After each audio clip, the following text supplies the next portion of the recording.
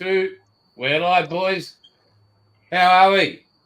Hey, everybody. Hello to all out there. Hey. And a very, very special welcome, lads. We have to say thank you, Sue, for joining us. We've missed you. Yes, hello, Ice Queen. How are you? Yeah, that's very awesome that you're here, Sue. Is. Thank you so very much. And before I go on, while Sue's here, I just got to show Jim what's coming in the mail sometime soon. Ready, Jim? Yep. Yes, sir. Ready to go. Jim Oh, all right. Excellent. So there's that one. And genuine Woolies bag. Another packet. All righty. Well, you're very good, sir. You only get one packet. Okay. I'll enjoy them all with my coffee. Wonderful. Well, you have to come on live. We want to see you eat a tin can live, mate. Oh, no problem. Yeah. Put them in the fridge. And bite each end off and stick it in your coffee. Oh, mate, they were a bargain, man. I got them for Use the Tim Tam as a straw. So Woolies had them down to $5 a packet. Well, I thank you, Jason. That's very nice of you. Very, very kind. You're welcome, mate. I mean, $5 for one packet. Jeez, you got ripped off. They were 2 for $7 last week. Were they? Yeah. Bloody hell. That was at Coles, though, I think.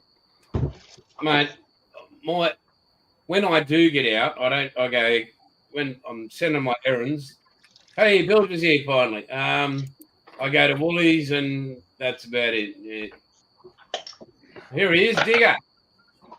Afternoon, gentlemen. Afternoon. Bill. Wandered in. I was at a mate's place. It was his 28th. So he's 28 and you've got a mate. What, 28th can? No, I had to drive, so I only had a couple of beers and then took a roadie and I just popped it now. Okay. They gave you a license. Hey? How'd you get a license? Kellogg's packet, same way you did. Yeah, out the back of a Wheaties box. Hey, you boys did remember back in the early days when driver's license were a little sliver of paper from New South Wales? Yes. That was it. You want to know the story about how my old boy got his license? He got sprung by the local sergeant picking his old man up in the Leyland from the pub because he couldn't walk.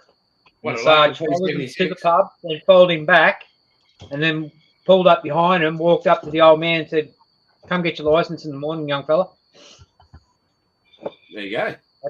That's how my old boy got his license. Well, my dad, was 94 when he passed. He got his license at 15 Yep. because he got pulled over in the timber truck driving his father home. Basically the same story. My grandfather was a timber cutter, Jim. I'm sorry? A My lumberjack. grandfather was a lumberjack, basically. Okay. Had his own sawmill. Nice. Yeah, these guys will know where Goulburn is. Nearly all the timber in those houses came from his mill. Okay. Wow. That's a lot of wood.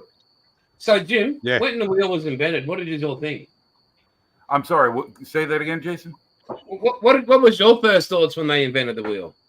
Were you all surprised around that era? Well, I thought to myself, I'm not going to have to walk too much longer or to get around every place. I'll be able to use whatever they put these things on, like cars and bicycles and all kinds of good things. Yeah. Yeah, and you've got the old mate Fred, Barney, Wilma. Yeah, how were they? Yeah. It's getting to be warm enough around here to ride my bike on a regular basis. So I mean bicycle, not motorbike, but bicycle. And I'm glad to be doing that because that's my favorite mode of transportation. Mate, Breaking out the old pushy. the internal combustion engine has been developed. You should get on the board of that. Well, it keeps my waistline thin and helps the metabolism burn off some of the excess stuff that you know how it is, slows down as I'm getting older. So got to keep active in some way. So walking and cycling is the way I do it. And again, mate, thanks for joining us from Chicago.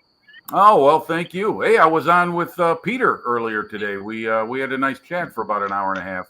We got a little bit of a late start. We were supposed to kick off at 4 a.m. his time, and he got up right around 4. So he was still making his coffee and getting himself situated when we kicked off. But yeah, we had a great time, man. It was fun. It was really cool. He's a great guy, and I watched his channel he just started or recently started that Discover Thailand. He's going all around to different places. Yeah, nice. Cool. He set sewer challenge. We'll kick off with James. How are you, mate? How was your week? Yeah, good. I had a bit of a surprise this week here at home. I had my oldest daughter come and stay with us for 3 nights. And this was someone that I haven't seen or really had much to do with in the last 3 or 4 years. So it's quite a pleasant thing, to be honest. I was expecting, or I'm still expecting, hey, Dad, can you? But it hasn't happened yet. Okay. Hide the bank card. yeah.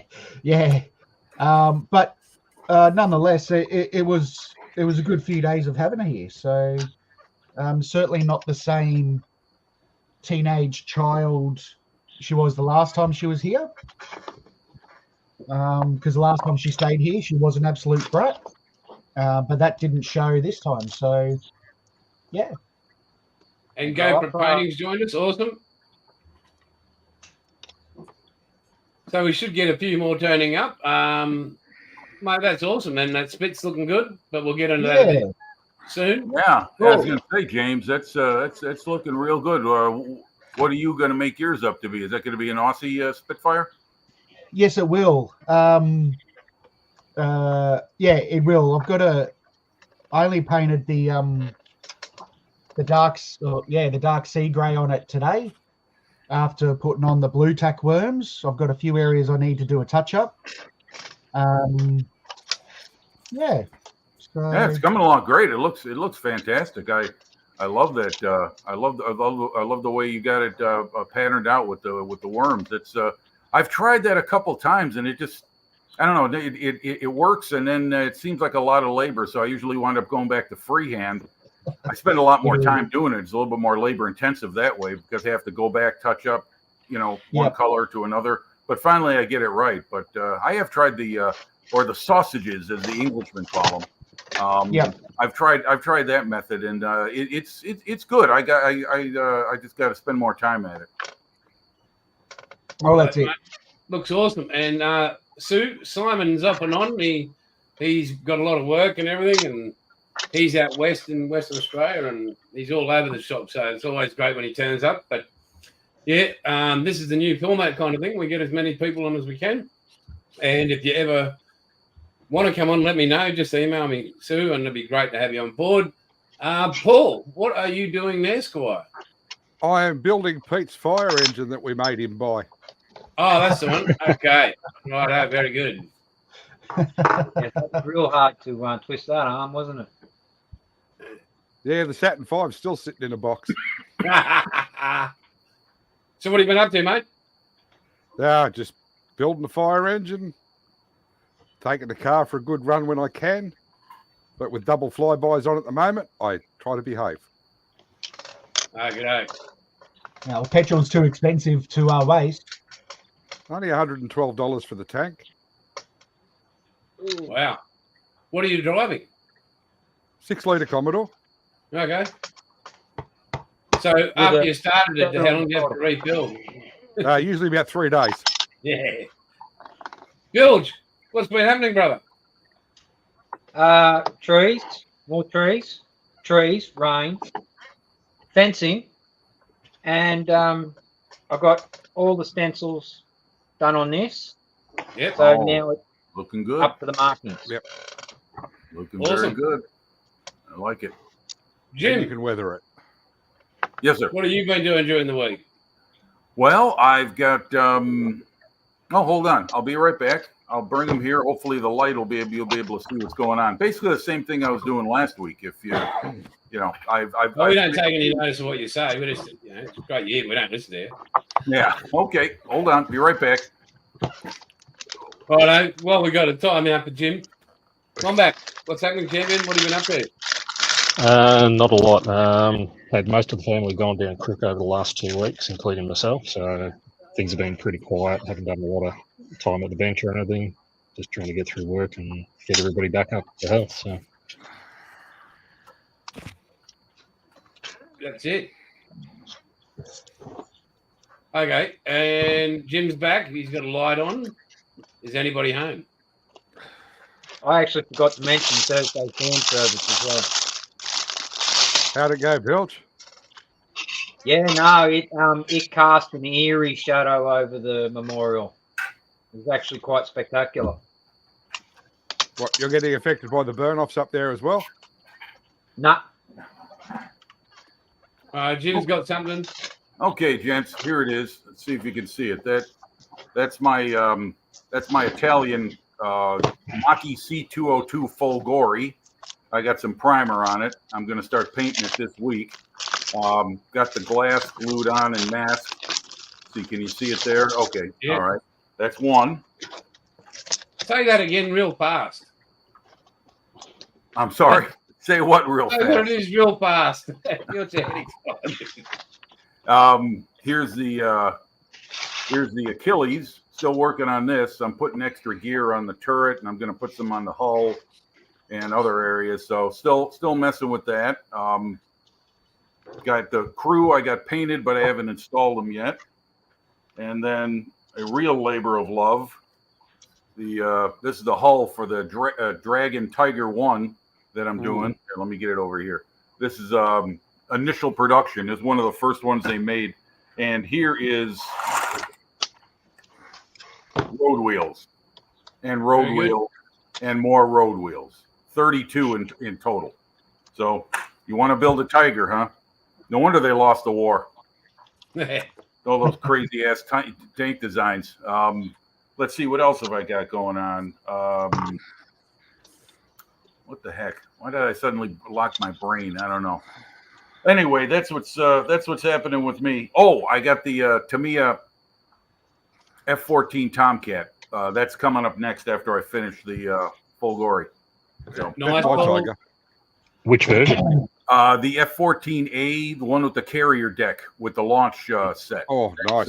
I got that from the Models for Heroes American auction during the last M4H weekend in March. So I outbid another guy, and all he had to do was go about $5 more than me, and I would have waved my hands and said it's yours, but he didn't. So I wound up taking ownership of it.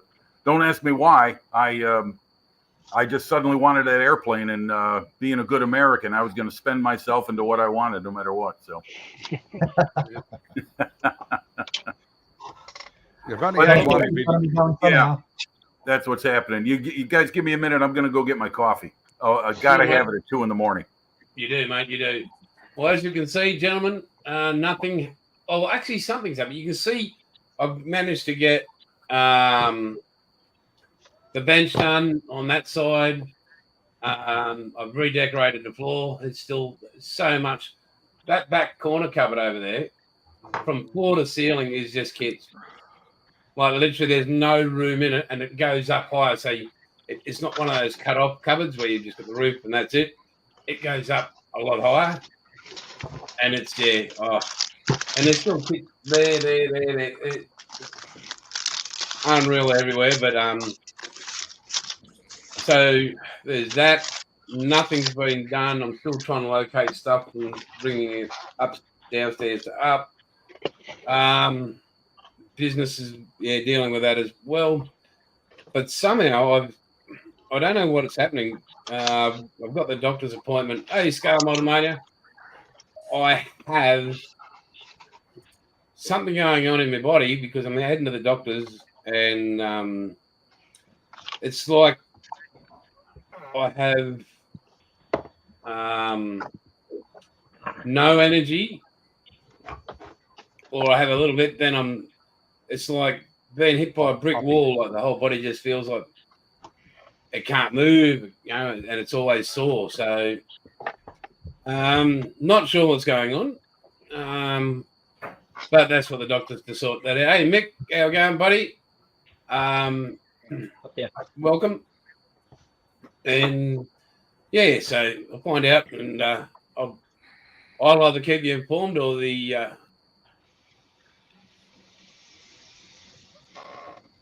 what's name wife will keep you informed. It is. There you go. Mr. Wayne. Everybody say hi to Wayne. Hi, Wayne. So Wayne G'day.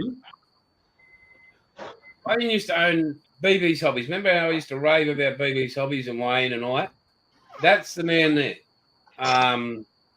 BB's Hobbies only closed down a couple months ago now. And literally, and you guys know me, you've known me for a long time now, that gentleman there on the screen, that looks like he's put sunscreen on his mustache, but he hasn't. Or he's just eaten. No, it's a beard. It is. He's got a beard. You would not find a kinder, more caring soul on the face of this earth. Literally. You would not find anybody with a heart like that man. I mean, but we haven't had a chat in ages, unfortunately, because he's been busy, I've been busy, and we should make more time. But literally, for what he did up there in Mackay, what he does for his fellow man, it's nothing for him to go into his back pocket for somebody. I mean, unfortunately, not only would he give you the shirt off his back, he'd give you the shorts and his underwear, and nobody wants those. No. Yeah, no thanks. Unless you were homeless and needed a tent. Oh, sorry. Oh, that's not nice. Oh, it's true. Yeah, it's true. Not nice, but true. I've told him to his face. I said, lose weight, you arsehole. I don't want you dead. Yeah. He is just the best individual in... yeah, he's that good of a person. Yeah, it's like the Michelin Man had a love child. You know, you didn't think the Michelin Man could have sex. He did. But if ever you go to his channel, and I'm not sure if he's going to pick it back up again when he gets time, because his job entails he's pretty much on the road so much. But if he gets his channel back up, have a look at some of his modeling skills. Just, I don't know if any of you subscribe to it, but go and I'm going there right now. I'm trying to get to my trying to open up my YouTube app. Here we go. Okay, Scale Model Mania. That's what it is. Okay, I'm putting it in right now. He should have called it Scale Model Maniac. Well, either way, I understand. It is an okay. addiction. Here we go. Subscribed. Oh, turns out I already am. All right. Well, that's what happens. You subscribe to so many channels, you don't remember how many of them you got. Okay. Yeah, I'll find that. I'll go there now for you, Sue. So we go. Hang on. That's where I'm stuck. Let's see if I'm subbed.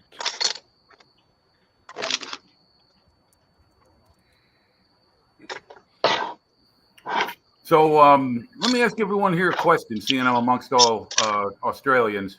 This past week was Anzac Day, and for me, an American, it was the first time I was made aware of that. I mean, I know what Anzac means, and I've read about it, and I've read about Gallipoli and the history of the First World War, and Australia and New Zealand's contribution during the Second World War. There was a panel discussion on a YouTube channel called World War II TV. And it's run by an Englishman who lives in Normandy, France, and he had a panel of Aussies and Kiwis on there, and they were discussing from various age groups. They were discussing what Anzac Day is to them and how it was, how it is, and how it's still represented today. And just out of curiosity and also respect, is it like Remembrance Day, like Veterans Day? Is it a day where is it a national holiday? Yeah, it is a national holiday. Ah, okay.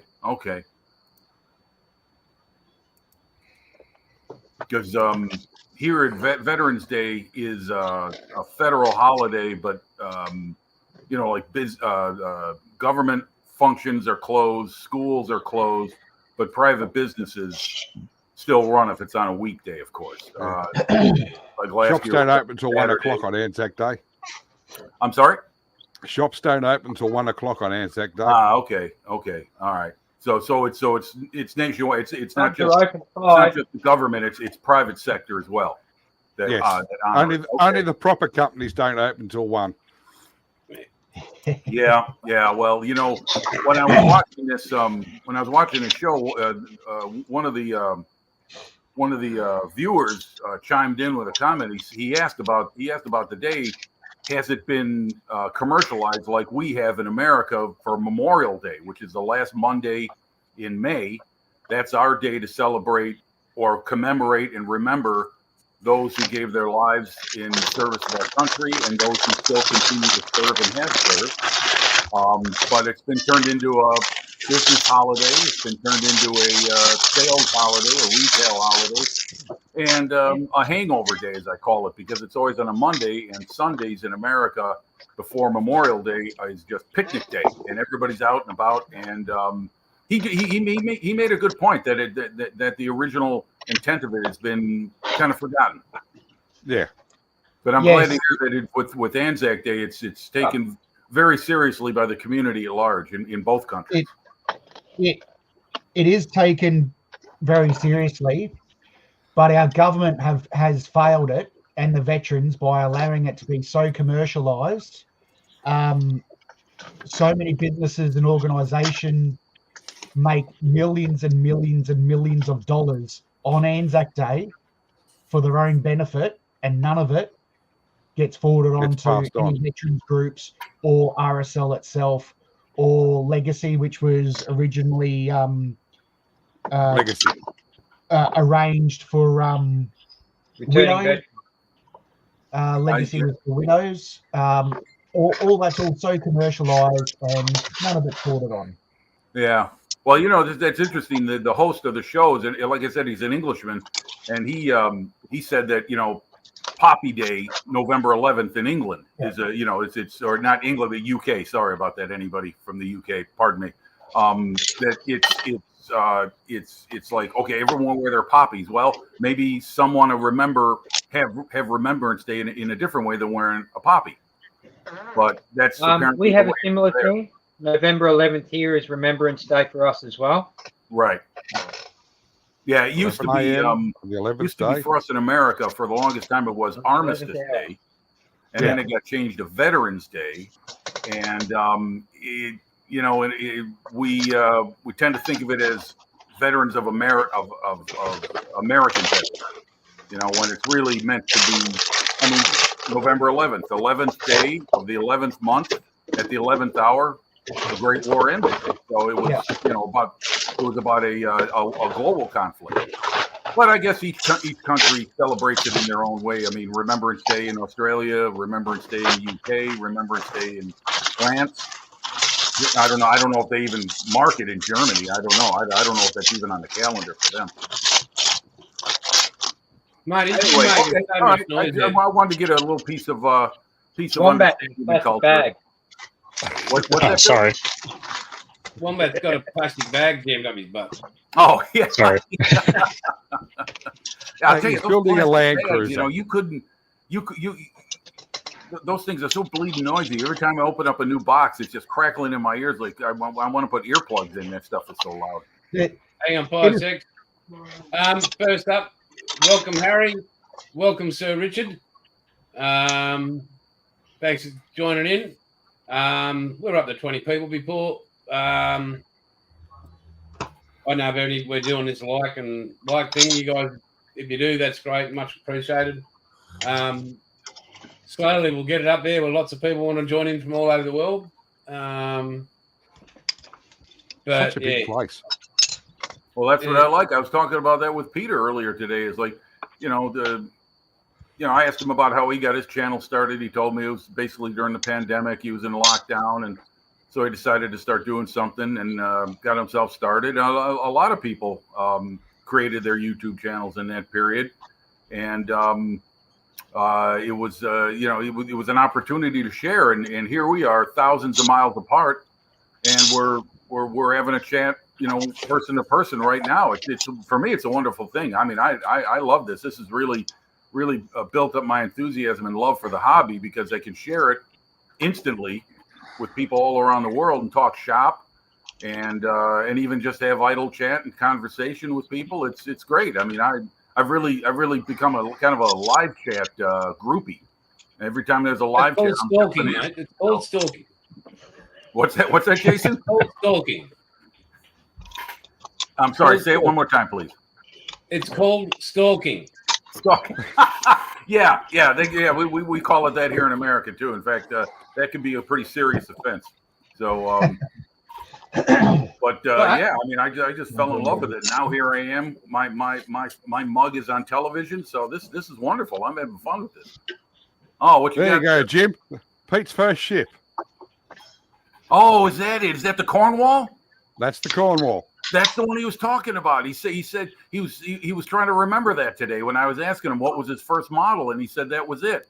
Yeah, it's a county class cruiser, right? That's the one. Yeah. The old HMS the Canberra was designed the same way, I think, right? She was lost at Savo Island, I think, Canberra. Yep, in Solomon Islands. Yeah, right. But she was designed like those British county class cruisers, like Suffolk, Norfolk, Dorsetshire, things like that. When Sam eventually sends me the Cornwall that she's not going to build and she wants to send me, I'm going to see if I can modify it into the Canberra. Yeah, it'd be great. Yeah. Just like I want to get a lender class cruiser, so I can do the same thing for Sydney. Oh yeah. Okay. Yep. So Jason, how's your Spitfire coming along? It's somewhere in a box in this room that In you can pieces. see where everything's on the floor and. Oh, that's right. You're making a transition to upstairs, correct? You're moving your stuff up to the next floor. Yeah, and doing outdoor paints at the same time, and running a house, and looking after children and family, looking after children, grandchildren, and being crook at the same time. But my aim this week, I've got to ship out some Tim Tams to you, to Ed, and to Jim. Jim Don't James. send the Vegemite. Yeah, what's that? Don't send the Vegemite. No, mate, they don't get that shit. No, they don't even know how to use it. They put Vegemite on like peanut butter. That's wrong. But anyway, so the aim is to get this sorted out, and I can get on over there and sort that out. But mainly get this stuff over to America. I found out the big. My face. I'm not looking pretty ugly. To get this stuff to States, and as I said, I found out the reason why Brett's having trouble over there because his stuff has been in the States for 6, 7 months now. It's the two transport companies over there arguing between each other. Really? They're saying he didn't get a customs clearance. One's saying he did. Yeah, And well, that kind of red tape is just, I guess it's just part of international shipping. I don't know. I mean, I'm new to all of this ordering and getting stuff from far overseas. I mean, I think I've made a few transactions. Well, before Brexit, I used to order from the UK, but once that happened, the post going from UK to America is prohibitive now. I mean, it just isn't going to work. I mean, Phil Flory, he's got a lot of good stuff on his channel, but ordering from the UK to America, forget it. I mean, I'm paying almost as much for the post as I am for the order. Yeah. So, but I custom, agree with that, Jim. Yeah. I'm sorry. What was that? I ordered some sanders, and his washers. Right. Back Did you during. ever get them? Yes, I did twice. Well, first. Oh, you're still waiting? The first lot never arrived. But when I got onto them, they sent another lot out straight away. Only took 3 weeks. Well, our dollar doesn't help the situation, so it always makes everything from the US and the UK twice as expensive. Yeah, only That's cost me right. $180. Yeah, that's true. Yeah. Yeah. But on good news, Moss's channel is going. Moss's website. He was telling me the other day he's just got so many inquiries, like for pre-orders and that. Because he's actually having to restock on just to cover the RAF and the other colours that were already gone. But so that's all got to be put together as well. But it's great that he's getting so much attention over there. And I don't know. Hang on, well, how many days before his website goes live?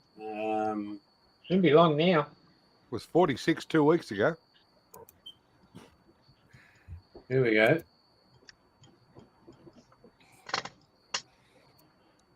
$18 days, 15 hours, 28 minutes. A little over 2 weeks. So is it 8:30 there? I don't know what time it is there. I'm sure it's 8:30 a.m. Sue can tell us. Yes. So Yeah. what time right, is it in James. the Yeah. UK? Yeah. 8:31 6 hours. a.m. in the UK. Yeah. UK is 6 hours ahead of me here in the Midwest. So, they're enjoying their early Sunday morning. So, I wanted to ask you, are you guys being affected by that all that ridiculous mess going on in the Red Sea with those shipping problems and ships being attacked? It's causing hell worldwide with shipping problems. I was just curious to know. Yeah, because they're going to go down. They've got to go down around the long way now. Yeah, around South Africa, right? Yeah, that's crazy. Right. That's It crazy. only took a few 6 weeks ago, months they for the sunk Gannet a to get damn to Australia. container ship, didn't they? I think I saw one going under on some world news network. I mean, my God, how much of a mess is it out there? Is there any way to do anything about it as far as like navies of the world getting together and providing like a, like they do a no-fly zone in some countries? Can they do like a safe passage zone in the Red Sea and in the Suez? I don't know. I've been keeping tabs with a bloke. His channel's called "What's Going On with Shipping," and he's actually been following the Key Bridge incident and also the Red Sea incident. And apparently America's starting to pull out of the Red Sea because there's no longer American flagged vessels going through. Yeah, well, that's probably going to make everything more expensive. Chinese flagged vessels, Chinese cruise vessels with armed escorts on board. Yeah, kind of going back to World War II with the armed merchantmen they had going across the Atlantic against the U-boats. That's some pretty treacherous stuff. Well, there is a freighter, irrespective. There's Iran have a ship that currently does racetracks in the middle of the Red Sea, and it's being used as a spotter. So all the ships that turn that AIS off, so that way they're not being tracked. Right. But this ship will get visual confirmation, and then use it, and then they use the information from that ship back to the Houthis, who then launch the attacks against the ship. It's like the Germans with their disguised raiders back in World War II. Remember those things? They look like merchant ships, and then wham, they'd raise their flag and lower the gunwales, and they got all their guns out there. Oh my God! That's what happened to HMAS Sydney when she come across the Cormorant. That's it. Yep. Yeah. So I saw this morning the news about the French escorting more asylum seekers through the channel. Even after they pulled 5 dead bodies out of the water, they escorted the rest of them. That's pretty sad. They give them millions and millions of pounds to stop it, and the French keep doing it. What is that, James? What you said channel? You mean the English channel? So in the English channel, I don't know how many days ago it was, there was a rubber boat full of illegal immigrants crossing from France to England. Okay. they say like there was like 50, normally 50 to 60 people in these boats. Well, there was about 120, and 5 people fell out and drowned. But the French Navy asked them, did they still want to continue? And they said yes. So then the French Navy escorted them to the English side of the channel, waited for the Royal Navy Lifeboat Institute to come and then pick them up and escort them home. Oh wow. Okay. Well, we had James, I the think you'll famous get the angry teacher look off Ice Queen. Uh-oh. Yeah. Well, my in-laws, my wife Kelly, she's from Dover, which was where these immigrants ended up at, and they're kind of the forefront of the destination of where these people make it to. So are these My ex-father-in-law are was these a French 10-pound citizens who are trying to migrate out of their country, or are these immigrants from other nations coming to Europe and then looking to get to England? Yeah. Well, the true meaning of asylum seeking is to the first safe country, not going through 23 countries to get to one The you safe choose. country. Well, we've got that in with Central and South America. Yeah, people coming up through Mexico and coming into America through there. Yeah, and back in the 80s, we had people trying to make it from Cuba, 90 miles from Cuba to Miami or South Florida, and they were under the same kind of abysmal conditions. We called them, and then there were the boat people. Remember that at the end of the Vietnam War, and in the years afterwards, they were trying to leave Vietnam and go across the South China Sea. Well, I'll just let you know, my wife's actually an asylum seeker. She's seeking to put me in an asylum. Well, that's understandable. I think that's all our wives, though, Jason. Pretty much. He's just trying to choose the right Don't asylum. have one. I was about to say, I bailed. So, Jason, the are you working on the Lancaster at the same time as the Spitfire? Yes, mate, I'm doing that. And shut up, build about a tank, or I'll shove it up your ass sideways. Hang on. And Paul, Show Boys me doing the Haslam, photo. mate. If you Hang on. go I'll up show you what it looks like, Jason. Okay, boys. That's the tank they're referring to, Jim. Yeah, Very nice. I like Nothing that. like That's what Like it's going to look like when he eventually finishes it in the next 50 years. Is that the Tamiya, the recent Tamiya? I've got no idea. Pete built that one. It was about 3 years ago. Tank? What tank? Harry, sit on and spin. This is what a Lancaster looks like, Jason. Is it? Wow. Jeez, Is who that built that for you? is that the 48 scale kit? That's the 148 HK. Right, the HK. Yeah. Oh, Yeah. geez. I'm waiting for HK to scale down their 820 to 48 scale, and I want to build one of those. I've always liked the 820. That's a sleek looking medium bomber. Shit. I'm hoping the Dan buff to come to Australia because Hachette still has Australia on their pricing on their. B&A have the HK one now, Bilge.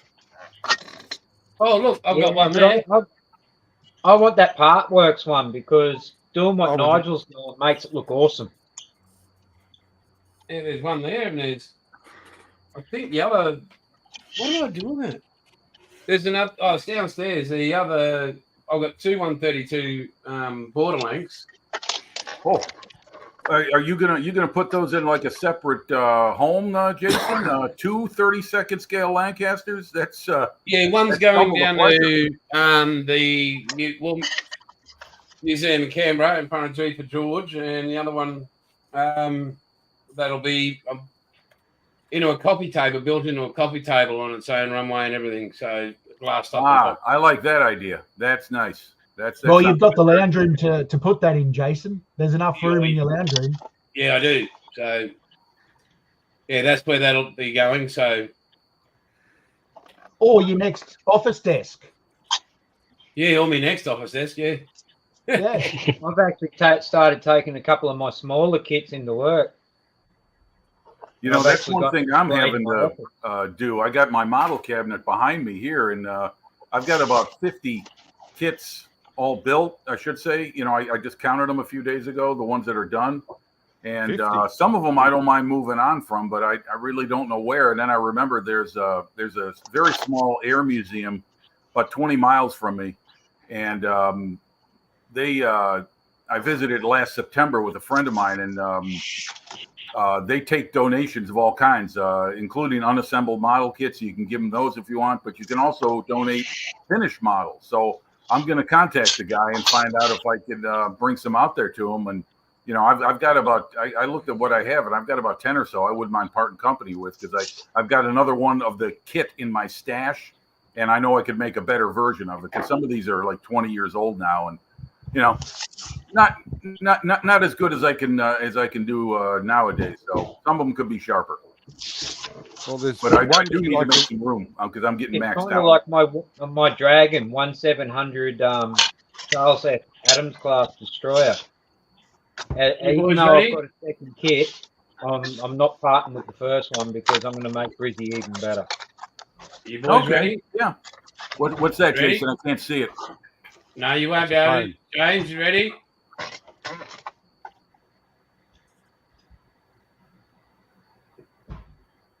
Oh, that's your pink primer. Pink primer, boys. Nice. And there she is there.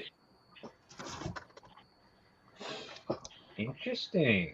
As smooth as a baby's butt. Yeah, One well, kid it's Outlaw Paints delivers. Oh, Jason, did you get my photos I sent you? Yeah, I did. But Yeah. can you put clothes on next time?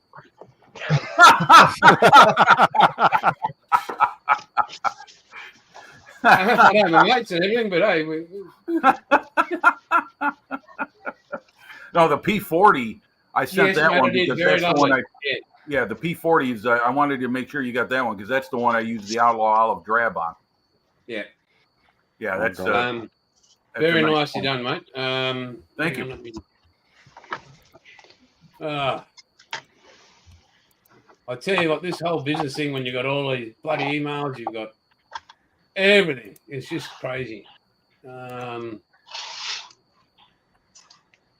on, gents. I'm gonna go get another. I'm gonna top off my coffee. Be right back. Hang on.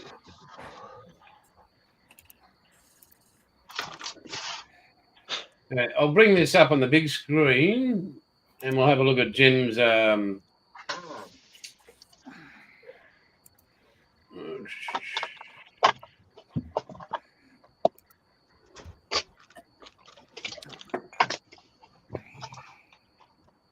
No. Where is it? Where is it? I know I we all can take the recommend- piss out of. Sorry. Here you I go. can recommend one kit for everybody. The ICM Beaufort. What do you think, boys? Has it come up? Not yet. No. Hang on. I have a real life Beaufort only 13 kilometres from my house. Oh, that's nice. Woosa. Yeah. Tidy. Oh yeah, that's it. That's it right there. Yeah, that's the old Otaki. I don't know if anybody Oh, I've got remembers that that kit. name. The Otaki P40E. That's done in the Aleutian Tiger markings of I think it was 11th Air Force in the Aleutian Islands. My mum's Yeah. father worked on P40s in Papua. B40s were everywhere. They were the airplane at the right time. When everyone needed one, they had them. So heavy as a truck, but they could take the punishment. Yeah, Wasn't the there you P40 originally designed for the RAF? go. That's a good question. I know that they were building an export version when the war broke out, and then the Americans pulled them back. But I know that they did send a lot to the British. Primarily, they used them in North Africa, and You know, the original story of the shark's mouth, from what I understand, is that this British pilot said that he was inspired by what he saw on a German Bf-110 twins. Oh, there it is. That's the Achilles. Yeah. My photography sucks. I'm just using my phone with no lights. I'm just trying to get some decent background light behind it. So I've got to really improve how I take photos. You ready for Take this, them boys? outside. Ah, there you go. Now I'm looking forward to those. It's even the chewy caramel ones, Chase. Oh, Yeah, damn. mate. Two caramel ones, boys. You didn't give him the originals. No, mate. No, I thought I'd step it up, get them next level, and Ugh. You can't go past the original. Yeah, looking forward to the Tim Tams. I'll feel like I'm just a little closer to being an honorary Australian, but I got a long way to you're go. all fucking way off. I can tell. I got a long way to go to earn that title. Way. To become Aussie, you need to eat a cold pie, drink a hot beer. Cold pie drowned in sauce. Brown. Yes. Yeah. And it's got to be stinking hot. Yeah. Well, I gotta see around here. There's nothing in the immediate area that we live with that's indigenous that wants to kill me. So I'm pretty lucky for that. With that, I'd have to get used to that. Like what were you guys talking about before? The brown snake. Oh yeah. Yeah, King Brown. Those are nasty. King brown. What's that? King Paul? brown, taipan, Okay. death adder, Death Adders. Tiger snake. tiger. Well, the Bandy. is it the New Zealanders that call Australia the land of the spiders? Yep. Probably. Yeah. Yeah, I've lost track of how many Kiwis I've worked with in the tree game. You'd roll a barrel over to do something, a piece of bark will come off. A huntsman spider. I mean, the damn things are near on harmless, but they're the size of your hand. Oh my You know, God. it'll come running out. Next minute, you, "Wah!" and he's gone.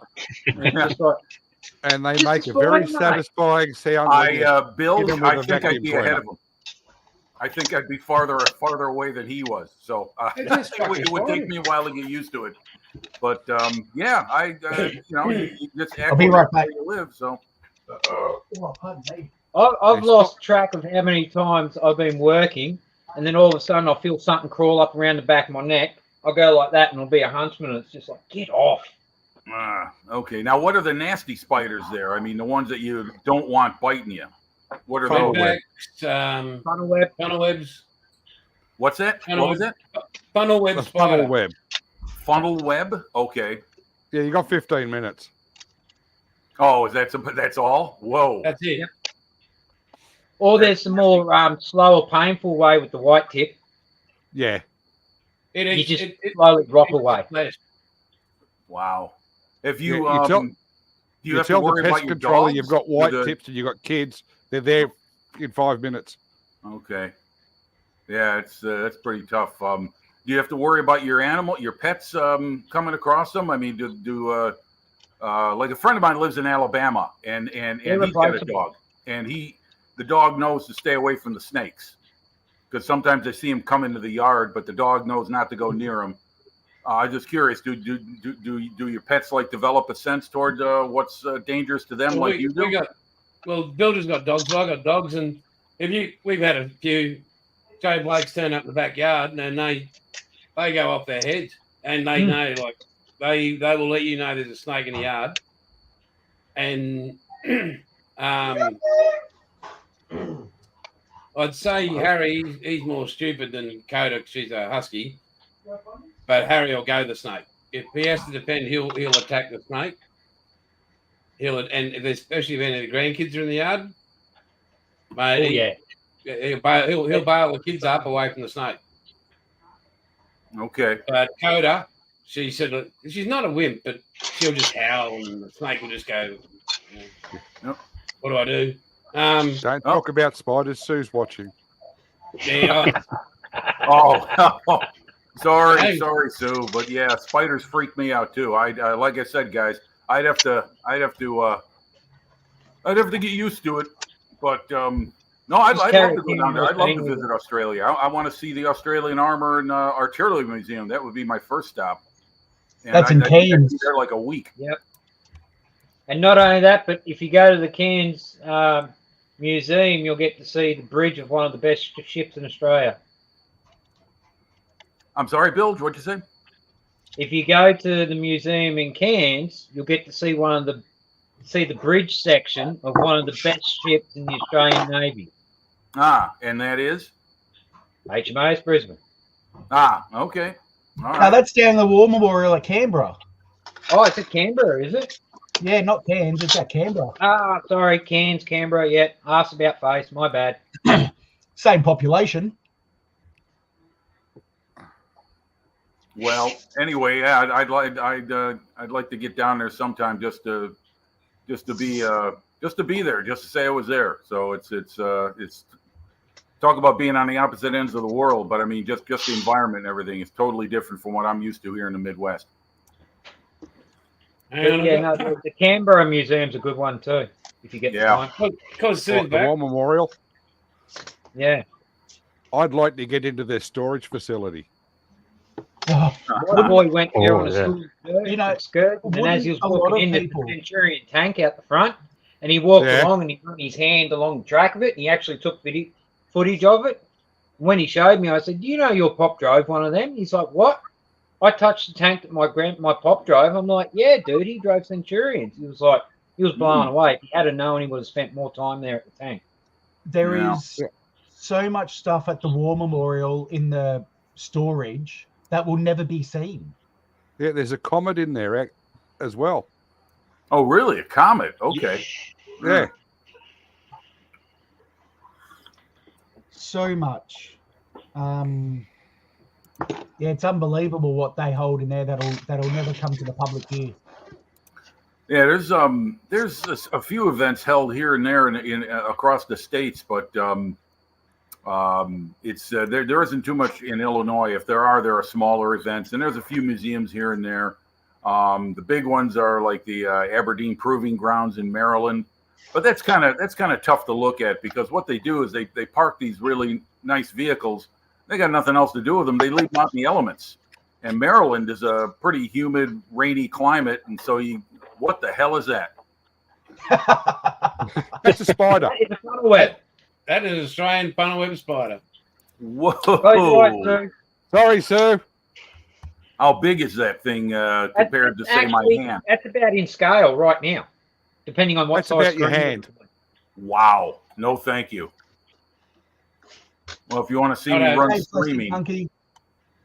And they like sand shoes or sneakers in America. Oh, okay. Yeah, that's the other thing I was thinking about. You guys put your shoes in like an armored locker or something like that. No, you just give them a tap and they'll come out occasionally. You give them a bit of a spray with something.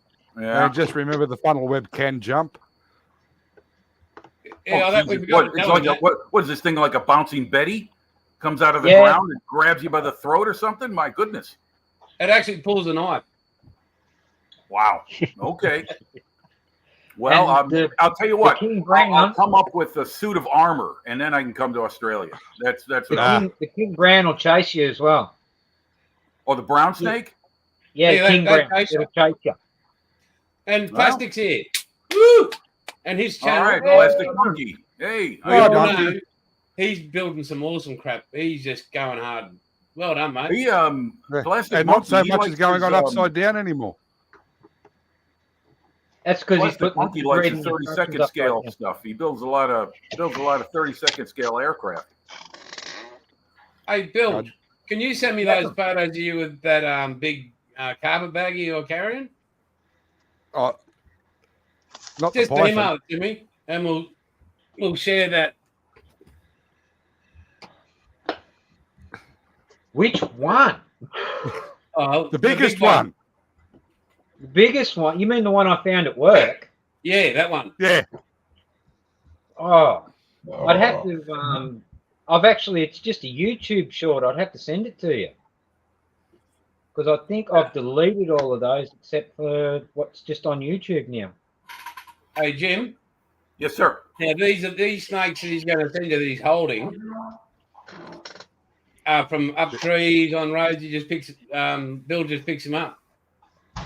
What, the Browns? No, he's not that he's a stupid. python. Oh, pythons. Okay. Yeah, we've got an outbreak of those in the Florida Everglades. They're killing all the indigenous life down there. All the alligators and all the wildlife natural to the Everglades. They were introduced by some. We've got them as well. They're called greenies.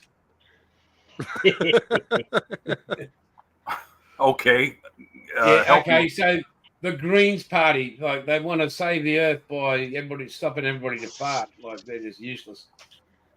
Renewable. Okay. They want renewable energy, but they want to mine it to get it. Yeah. Well. And how do you mine? With diesel. Hey, yeah. Hey, at least they're not like the Kiwi government. They want to charge New Zealand farmers a tax for their a new fart tax for their sheep and cows farting. I sent it to you. Are you serious? What, like a methane tax or something? Yeah. Yep. Oh, I think we should annex New Zealand. Wow. Yep.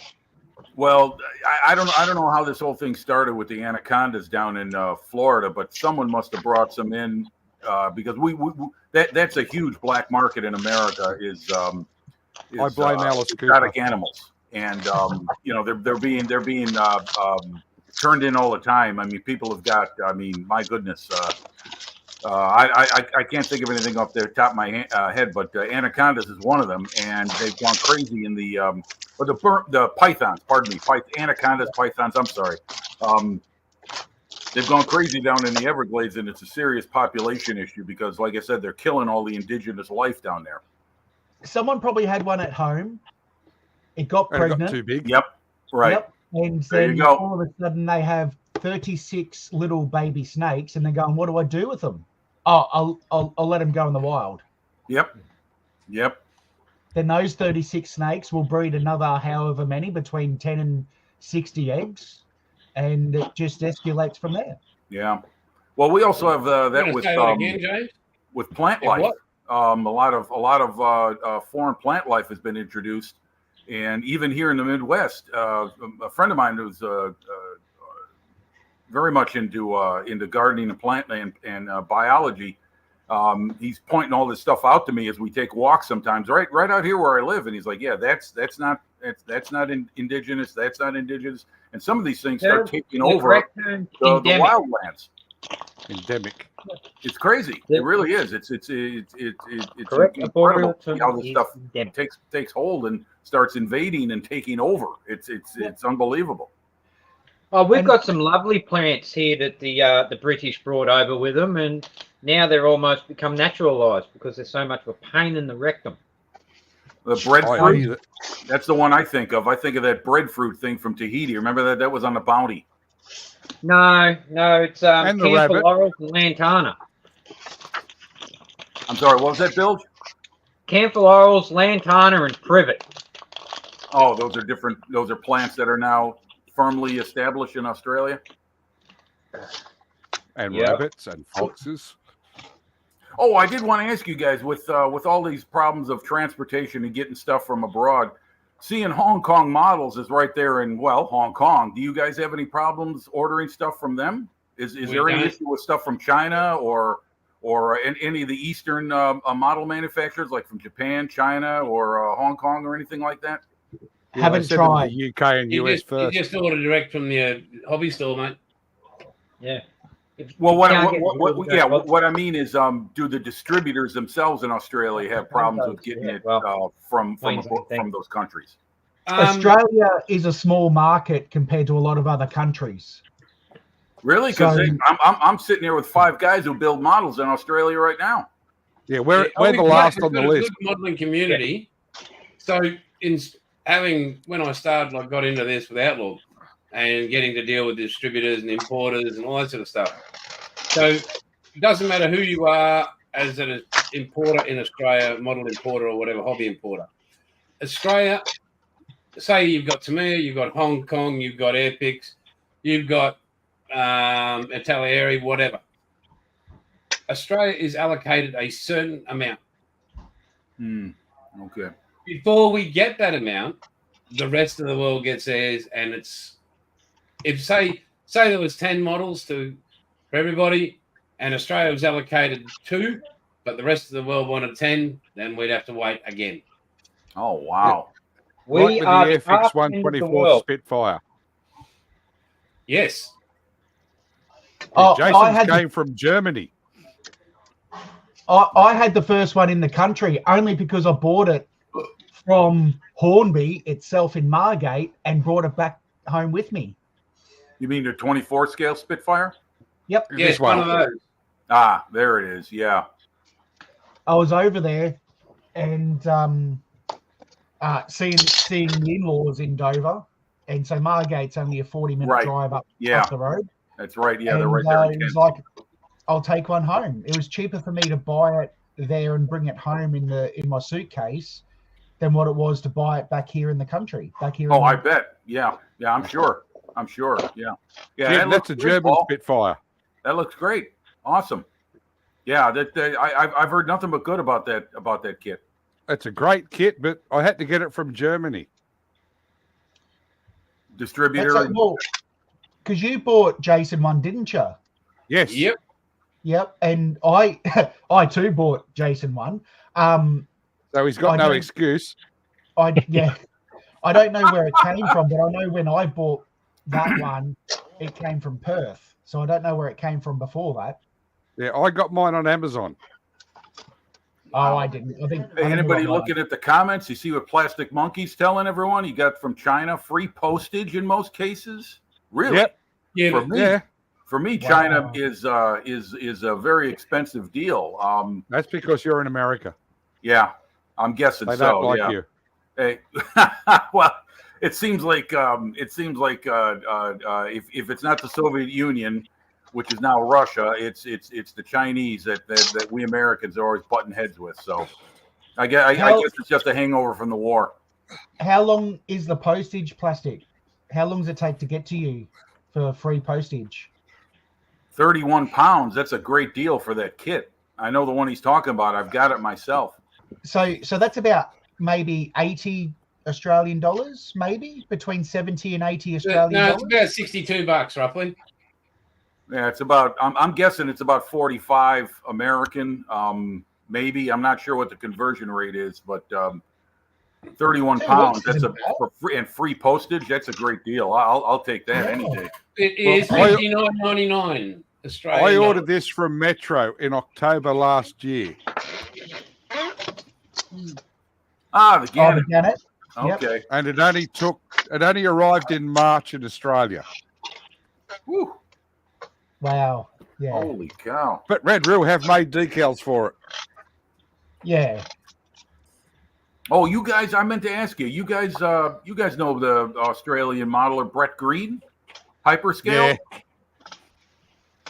Yeah. Brett Green, the assembler. Yeah, right. Yeah. But I that was probably my first dip into internet hobbying was Hyperscale. What's that? Oh, is that a decal sheet for the Gannet? That's the Australian decals for the Gannet. Ah, okay. Yeah, Airfix didn't bother to do them because we were the second biggest user of them.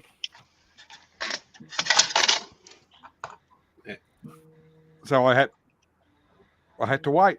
Yeah. Well, I'll tell you what. I find that a lot of the kits that I buy, I like what comes in the bottle. Like Eduard has a lot of great options, and like that Aussie Spitfire kit you guys are building, that's one I'd like to get. But there are other kits that I get, and I look at the decals, and I was like, well, I'd like something different. So I go looking for aftermarket decal sheets, and they're expensive. They're not cheap. 12, 15 American dollars for a decal sheet, and you're only going to use one option. And sometimes they give you options for like 10, 12 models. It's like I'm not going to make 12 P51s. I'm going to make one. Oh, there it is. Yeah. That's beautiful. That's the one I want. Yeah, the whitetail spit. Yeah, that's it. That's the Eduard everybody's doing. Right. Yeah, that's the one I want. Yeah. Did that got the Volks filter under the front nose? Under the Yep. nose, I should say? Yeah, that's it. There you go. Yeah. See, I thought about making mine the Malta Spitfire with the 420 millimeter cannon on the wing, but once I saw that whitetail Aussie, I'm like, that's it. I'm going to make that one. So whenever I get it. Have you seen Nigel's modeling bench when he does the reviews on the stencils from One Man Army? Yeah, I do. Yeah.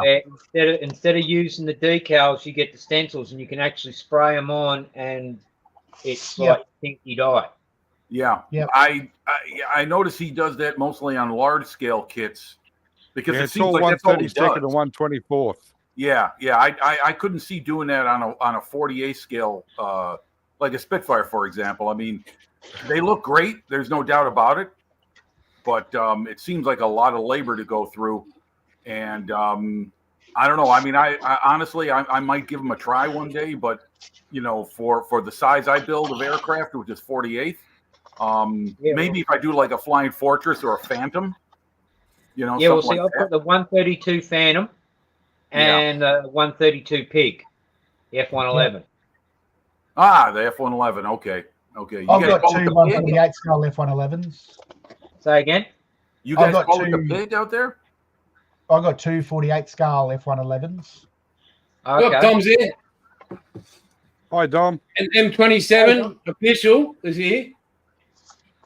Hello. This is the most everyone. expensive kit I ever bought online. The Mackie. Yeah. Cost me $14.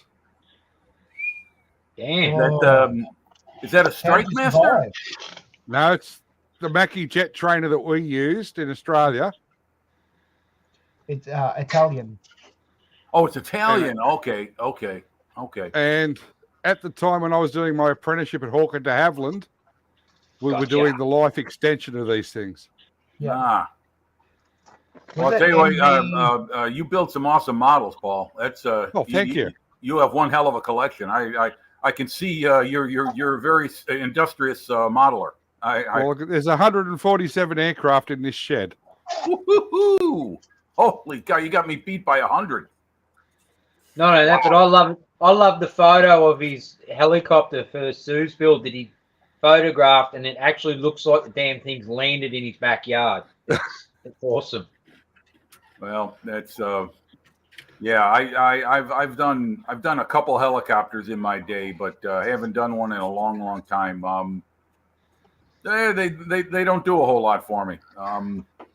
I built the This is the one- Mi-24 Hind. I built an old monogram kit of that back in the 80s, and it came out real nice. But That's yeah, the one is it Bill that just the, told me. is that the oh no, wait a minute, no, that's not the Sea King. That's That's Sea the Stallion? Sea Knight. Sea Knight. That's it. Yes, Right. yes. Okay. Yeah, the way he photographed it, it actually looked like it was Looks like landed. it's sitting in the backyard. Yeah. Yeah, model photography is some people can do it like you said, like it looks like the real thing. Yeah. Hey, just a time out. I know that I've just been messaged. I've got grandkids all over the country, and they're only little ones, but they're all watching Pop and you guys. So to all my grandkids, thank you That very looks much. nice. Pop loves you. Looks good. Um, Looks good, James. To Tate and all of them. So I like the camo paint. It was a pain in the ass. I bet it was. Yeah. Sue will agree to that one. do you guys have grandkids? I got No. 8.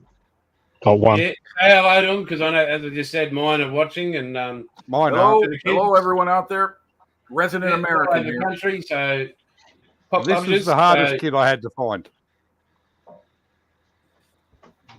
Oh, Sea Vixen? Venom. Venom, that's it. Oh, I always get those two mixed up. I don't know why. Yeah. Being a Is de that- Havilland apprentice, I have to build them. Is that Airfix? 132nd Matchbox Oh, kit. the Matchbox kit. Oh man, wow, that's a real oldie from the. Wow, holy cow! That was Yeah, a very old kit. All over that one. Yeah, I remember. I built the BF 109, the Adolf Galland 109E, the Matchbox kit. I built the 132nd de Havilland Moth, and I took it to work, and I wasn't allowed to bring it home. It's still there. Oh, okay. Is that Yes. a trainer? Yeah, the tiger moth. Oh, the tiger moth. Okay, excuse Yeah. me. Okay. Yeah. Because I worked at de Havilland's, I was building a lot of de Havilland aircraft. Oh, that's nice. Oh, Ooh. wow. I like mean, I like the stand you Yeah. made for it. Yeah, Oh, I 3D beautiful. printed that one. Beautiful. Very What good. intakes did you use underneath it, James? Whatever it came in the airfix kit. That's My awesome. question is this: where is that aircraft station? in It that doesn't have position? any. Ugh. Where would you find one of those in static display? The tiger moth or the vampire? The vampire. Vampire, there should be one at Newcastle. I think. Yes, there is. Well, it depends if the councils have been looking after them or if they've all now got wood right. Yeah, that's true. There was one on a plinth at Hawker de Havilland at Bagstown, Yep. because I was in as a first year apprentice. We got the job of rebuilding it, and it was the victim of a wet start. It was a T11 trainer. We used to have lunch in it. Wasn't there one at Woy Woy or Gosford? No, there was one down at Nowra. That was a sea venom. Yeah. Yes, there was. There could have been one at Woy Woy, but I'm not that old. Yeah, and that's my vampire. Oh, very All nice. trainer aircraft were Very painted nice. yellow, weren't they? Yellow stripes at least. No, well, there's one on a plinth at Evans Head, which is like 20 minutes away from me because of the bombing range and the old airport has that's it- there and the Has aircraft it got museum. yellow and black lines? Or just No, yellow? I'm pretty sure it's just straight yellow, but it's got black spinner, black prop, four-bladed prop. I can't think of what it looks like because I sort of glance at it and go, oh yeah, it doesn't look like a real aircraft, but it kind of is. Right. You know, if it's black and yellow, it was a target tug. Yep. Yeah, right. Right. And Pretty sure Jim, it's straight yellow. my Mrs. Outlaw is actually looking to where she purchased this for you. Oh, thank you. Appreciate that. Yeah, that's a great shirt. I love it. That's nice, Paul. That's a bullfighter. Yeah, bow fighter.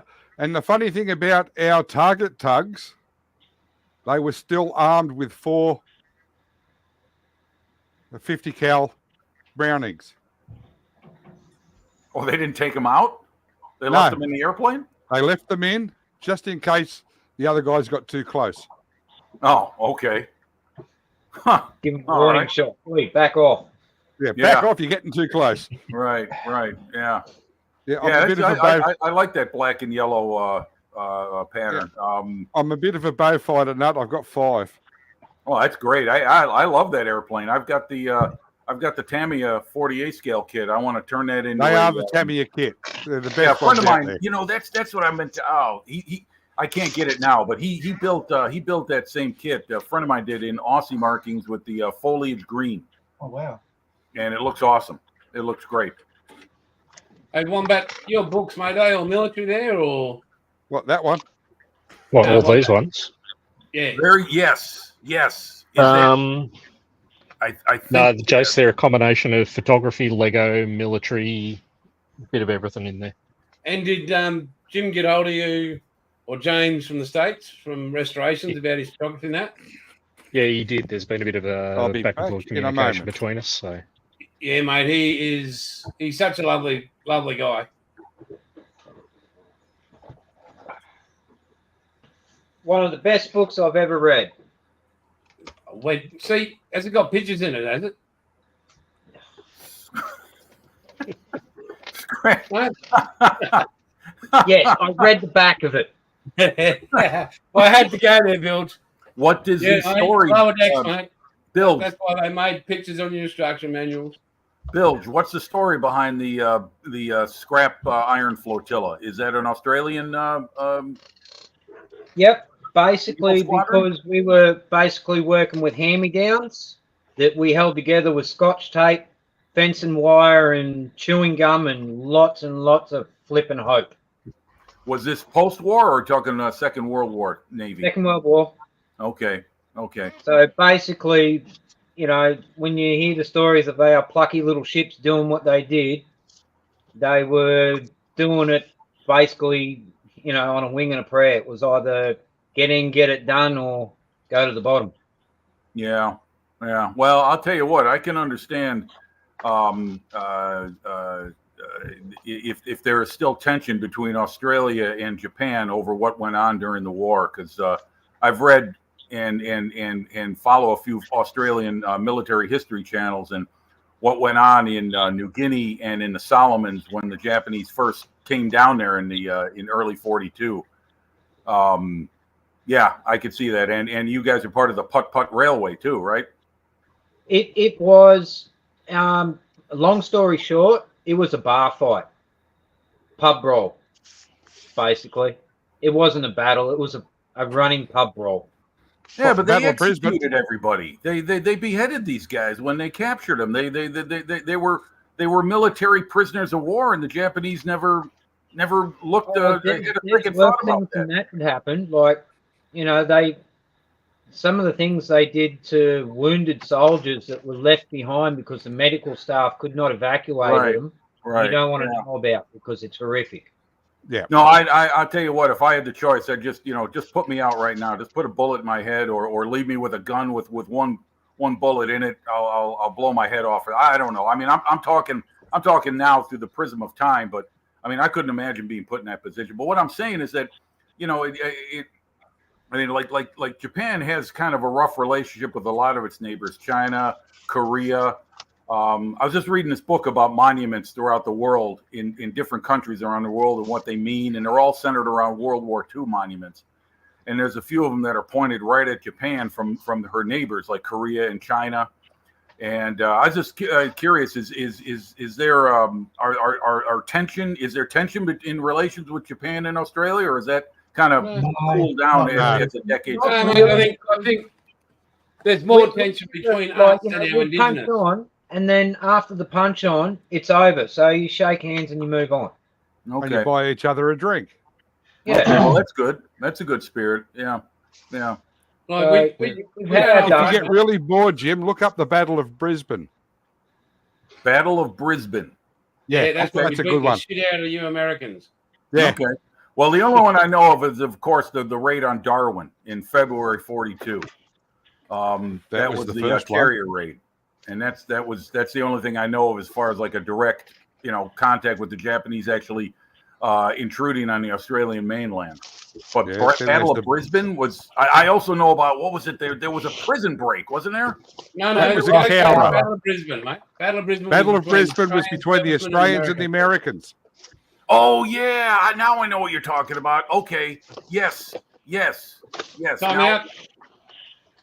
GB's just asking, because this is a hobby show as well.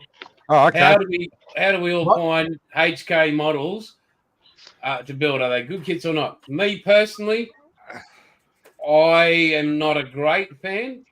I can't afford them. HK B17.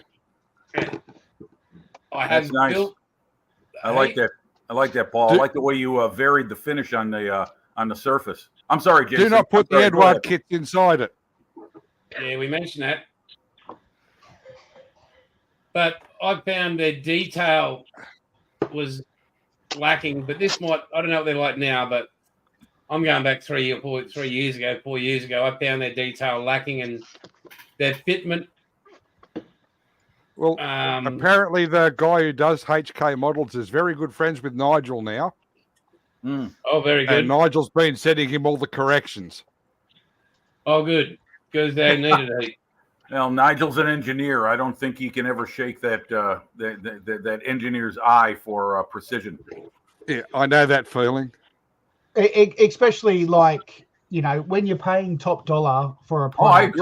I agree. Yeah, you're right, James. You're right. Yeah, when you buy a model that state of the art comes with a good price tag, and you find some flaws in there that are like, wow, you guys should be on Obvious. top. Like Airfix, they have a serious QC issue. They really do. Only from India. Yeah, exactly. Right. And they need to You got a tighten down on UK that. big skip. I love it. There's only been one in the last 10 years. Yeah. You can find them. Yeah, that's the Spitfire. Oh, and the plane needs to be ever made, doesn't it? Yeah, well, I got 5, 7, 9. Don't need to make any other aircraft. I think Spitfire for everybody. Be like Oprah. It's like they say, you know, the only Revell kit you buy is the Revell US kit. You don't buy Revell Germany kits. I'll tell you what, Revell is not a company I buy think of when it comes to buying a model kit. I don't really have them in the forefront of my mind. I'll buy an AMT kit over a Revell kit every day. Yep. Well, AMT is now owned by everything. Their molds, their packaging is Round 2, I think. Model Corp. They bought a whole lot of the old American companies. Yeah, that one, nice. There you go. That's an AMT 63 Corvette. Yeah, split window. Yep. Yeah, but nice. I modified it. Oh, sweet. Looks good. 6.2 liter LS supercharged. From Full Bore Hobbies. You put an LS in it, bro. Fully sick, eh, bro? Let's do some skids. Let's go. We're getting turbo, bro. Let's get Hey? Belongs in Church Street, Parramatta. Mate, that is fully sick. Nice. We'll go to Hungry Jack's as well, and then we'll get some kebabs. And we'll be right, eh? That's an Australian engine from Full Bore Hobbies, Jim. That's nice. Oh, now Buff's gone off. He's off. Very good. Hey, Paul, my brother would be proud of that. He was a car modeler extraordinaire when he was a kid. He was a master of the rattle can. He could make a deep gloss paint out of spray cans like nobody could do. He was a great modeler. And that's a full bore 351 Windsor in a Mustang. Nice. Have you got any of their have you got what's their bloody names? Any of DDA's XY or Going to Belgium? Very nice. That's a DDA HZ Sandman. Nice. Crap kits. Is that the one I've got there? Because they're a die-cast kit turned into a plastic kit. Yeah, I think I've got... The only thing is, Andrew from Full Bore has done a full chassis and internal set for them. He's sending me that. Hang on. This one. Yeah, that's the one. That's the Mad Max version. Yep. There you go, Jim. Does Jim know who Mad Max was? Yes. I saw the first 2 films. That's all you needed. Mad Max and the Road Warrior. That was for the American audience. Yeah. Well, Mel Gibson's was born in America, moved to Australia, right? I think that's please don't try and claim him. You can have him. I'm just saying. I that's what I heard. Hey, Mel Gibson's a big Three Stooges fan. Those are my guys right there. There you go. The Three Stooges. And what's the correct term for the name of the interceptor that was used in Mad Max? Oh, well, you got me on that one. Black on black. Thank you. It's been a while since I've seen either of those films, so that's how it's described in the script. What's that? The XB Falcon was called the Black on Black. Yeah. And I actually had one of the original screenings of that, where every was it half an hour or 45 minutes, you get the 5, 4, 3, 2, 1, bloop, and then restart again. You'd had the Pirate. Oh, is that what I had? Whoops. Yes. Yes, Tom. I've had to move upstairs, mate, because of our son needed not to climb up 2 flights of stairs for him, so it's a bit of a health thing. And I've moved to a smaller little room up in the house. But yeah, as you can see, everything's still sorted everywhere. So I'll getting it back together slowly, and once it's up and running, I'll be able to hit the bench again. So Bill, family first. remember the BMW M5 kit that Pete had? Yeah, Yep. yeah, you brutalised it. I chopped the shit out of it. Well, yes, you did. Wow. I put a 396 Chevy in it. Holy cow! In that car? Oh man. That's a monster now. Yeah, I bet. Hope you got a heavy duty rear end in the back of that thing too. Ford 9-inch. Yeah.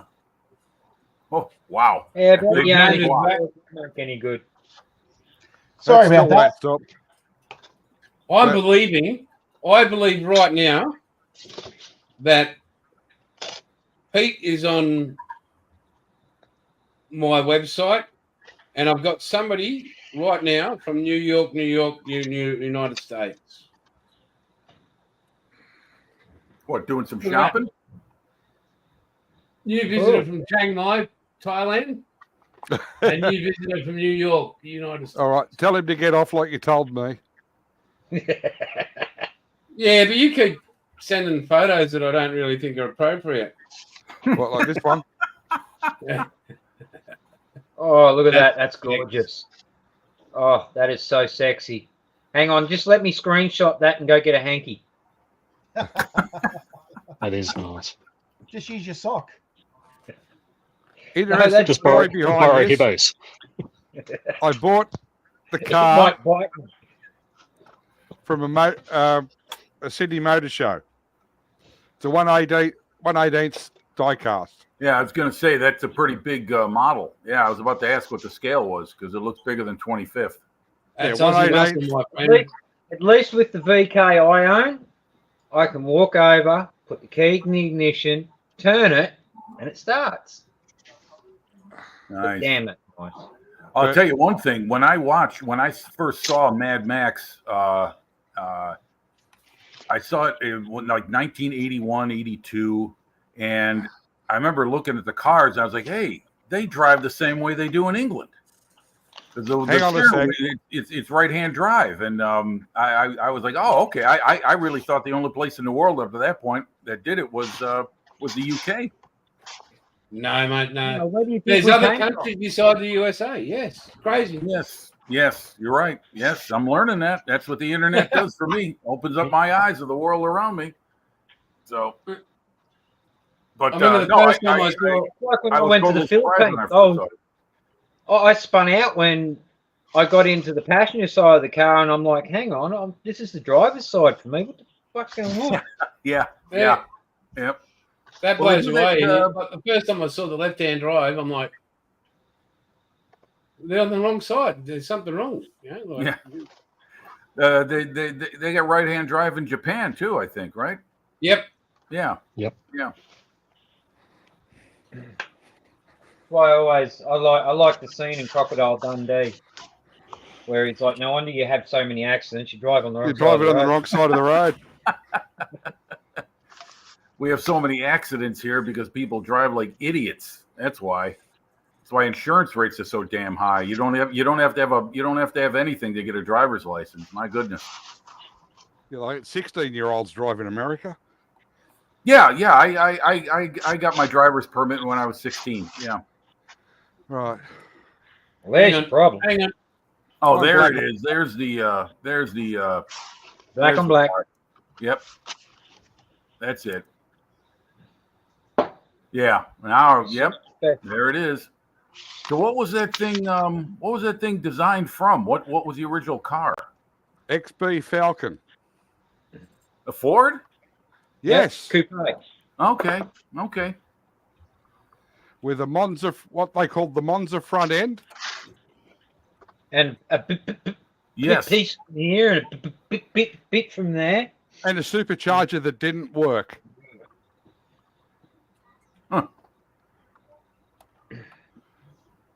Yeah. Well. Because they couldn't afford it in the budget. Yeah. That was a pretty low budget film. In fact, that wasn't in the first film. That wasn't even Mel Gibson's voice. That was somebody else doing a voiceover. That was Mel Gibson. No, it was one of the two. It was either Road Warrior or Mad Max. It was the one of them. At least in America, they did a voiceover. Maybe the film in Australia, it wasn't. Oh but no, in they would have America, done the it was. voiceover so you guys could understand what was being said. Yeah, Well, like when all Arnold the other Schwarzenegger actors did his spoke. first Wait a movie. minute, Bill. All the other actors were speaking in their regular. The only one they dubbed over was Gibson. That's it. And I'll tell you what, I could understand what everyone was saying. I didn't need someone to audio dub Mel Gibson's voice so that it sounded like an American. We speak the same. You know, I can get it. I get it. It's English. Well, even what Goose was saying.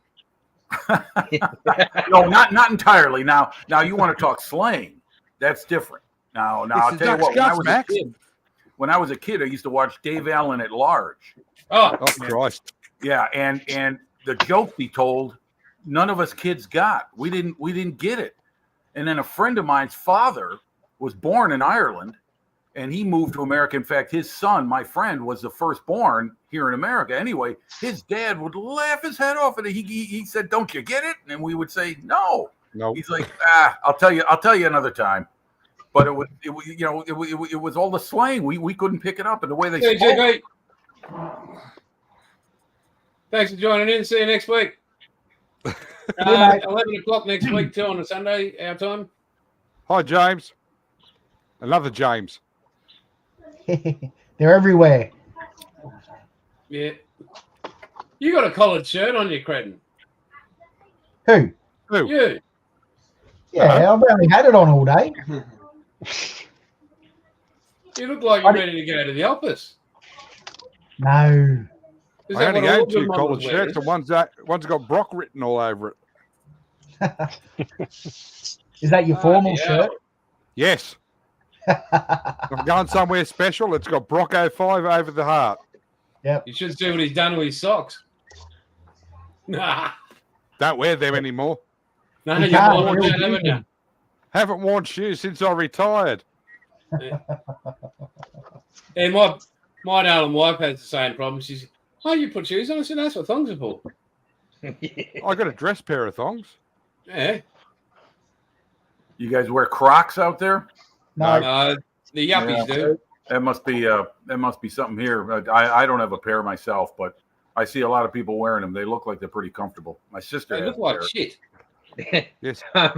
There's a bit of a crude joke about Crocs, but I'm not going to tell it. Put it this way, Jim. My thongs have bottle openers in the bottom of them.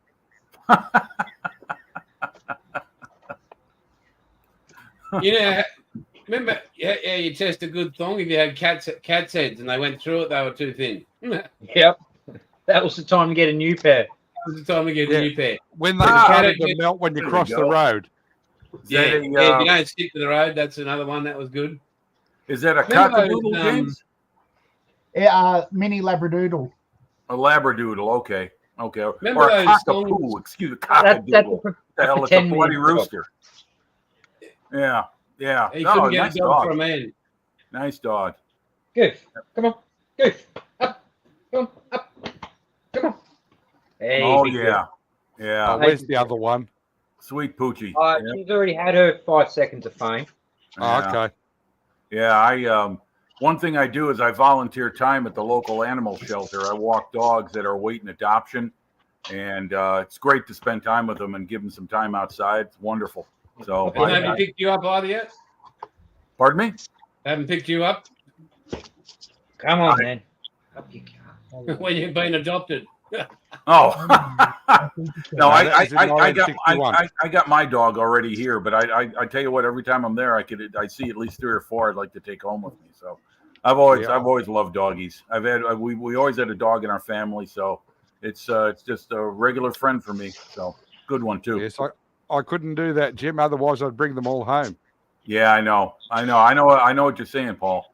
I do. It's difficult, but to see them These two have dogs some are time actually the outside, first dogs. even if it's a 15 minutes, it means so much to them. So it's the best time of the day I spend. It really is. It's great stuff to volunteer and help out. Glad These I can two do it. are actually the first dogs I've owned that aren't rescue animals. Oh, they are? Okay, great. So I've actually, we purchased these ones outright, but all my dogs prior were all rescue animals. Yeah. Yeah, it's And a they were some of sad the thing. best dogs I've ever had. But it's great when the best thing is when we see them get adopted. People come in and they take it, and then a lot of people keep in contact with us through Facebook, and they send photos of their dogs, and yeah, it's a great thing. It's a great thing. It really is. Wonderful time to spend with the best time of the day. So, and then there's modeling and reading books and ride my bicycle. So. And building fast cars. What's rating? It's when you look at those pictures again, Bill. Oh, right. It's got that squiggly bits underneath it. No sense. Yeah, it's when you look at the model instruction. That's why model instructions have pictures. Yes. Yep. Yes. Yeah. So us dumbasses can put them together. You remember the old? Hey, pictures have captions. you guys remember the old model instructions? The one picture, the exploded view, and everything kind of is all supposed to go together like this, and there are a million parts all in a big nucleus around like a fuselage or a hull of a ship or something like that. Remember those old Airfix and Monogram and all the old kit manufacturers made it that way. Yeah. I remember the old Cuddy Sark where there was only a few pictures and it was mainly all written instructions on how, telling you what part to assemble where and which way. And none of you boys would have seen this, but like in real life, did you ever witness or hear this sound out of that thing? Yeah, straight just before the Commodore ran up the backside of it. Yeah, but did you there live and heard it? Yes, I was there. That did not sound like a Jaguar. No, it didn't. So you guys do slot car racing? Yeah, there is. As we had that slot car guy Travis on last week. He's huge. Go to his channel. He's just awesome. Yeah, I'm subscribed to him and Slot Car Hub too. Yeah, so both those guys got some really nice stuff. I was going to say, hey, Jace, I just picked up that one too. Oh, you suck. Oh, nice. What scale? 24th. Okay. There you go. Oh yeah, it's old NASCAR. The Commodore without the body. No, these are two semi-Monte Carlos, just naked bodies. Yes, but they were Commodores without the Commodore body on them. Yeah. A common car. So that's getting sprayed for Travis on, and it's going on his channel. Oh, nice. Okay. So, and this one I'm going to do with the 3 once I get some decals. So. Okay. Is that before or after you finish the spit? Oh, it's after I do the tank. It's when I get, And the ASLAB. Submarine. Oh, the sub's done. Apparently the sub's done. I tried that boat's done. Hang on. Aslav. Oh, nice. Nice striker. Yeah. No, Aslav. Oh, I'm sorry. Hey, to be fair, Jason has finished a tank. It might have been the oxygen tank in the Spitfire. It might have been the fuel tank in the submarine. Oh, please. I'm trying to put small parts together. Good luck. Yeah. Ugh. What? Well, the problem with me is that with the stash I've got like over 100 models, and I'm selling some, and I keep buying more. I've got like 3 or 4 workbenches I've cobbled out of little tables, and I'm finding myself spreading myself too thin. I'm spending time at one model and doing another. I don't know how much I'm really getting anywhere. Oh, nice. Is that a U-boat? Yep. Hang on, I'll just go. Hang on. U-boats. Okay. I thought that was the Orca. Oh, nice. Nice. Very good. Very good. Yeah. That's good, yeah? Das ist gut. Ja, die Unterseeboot. Ja. This is sehr gut. Yeah. Grouse Domkopf. Yeah. I'll see Kriegsmarine. your U-boat and go, Very nice, mate. Ah, all there right, we it's go. Pete. Hi, Pete. Yeah, it's still good work. Yeah, looks good. I've I still only got had to some re-rig screws it on when I got it but here. That's about it. A What little bit of scale? rigging. What scale is that, Paul? That's 1/72nd. Oh my God, that's huge. Oh wow. Wow. Yeah, if you didn't know, Jim, I saved all Pete's models. Before he went to Thailand. Oh, okay. Okay. Yeah. Yeah. So I have okay. 20 ships in this shed that I didn't build. Okay. Okay. That's, well, Unless someone tells you they look good. No.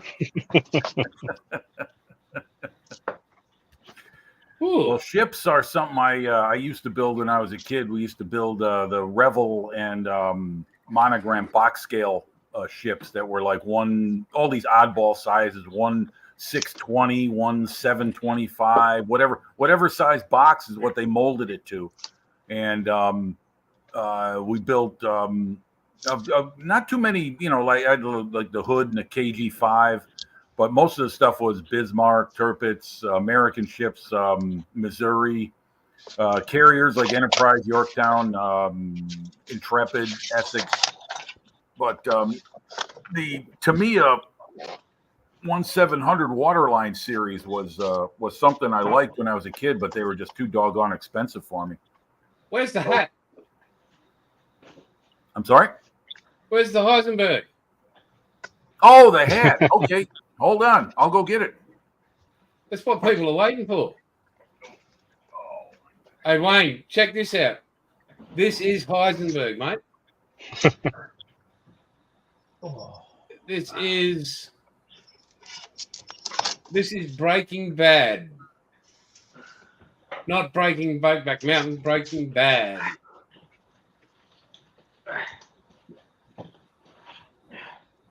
Check it out, Wayne. Check it out, mate. Nice. Heisenberg, mate. There we go. Now, what you guys in Australia might not know, I don't know if you heard, you remember the film The French Connection with Gene Yep. Hackman? Yes, great movie. Yep. Popeye Doyle, his character, Popeye wore a Doyle. pork pie hat with a black raincoat.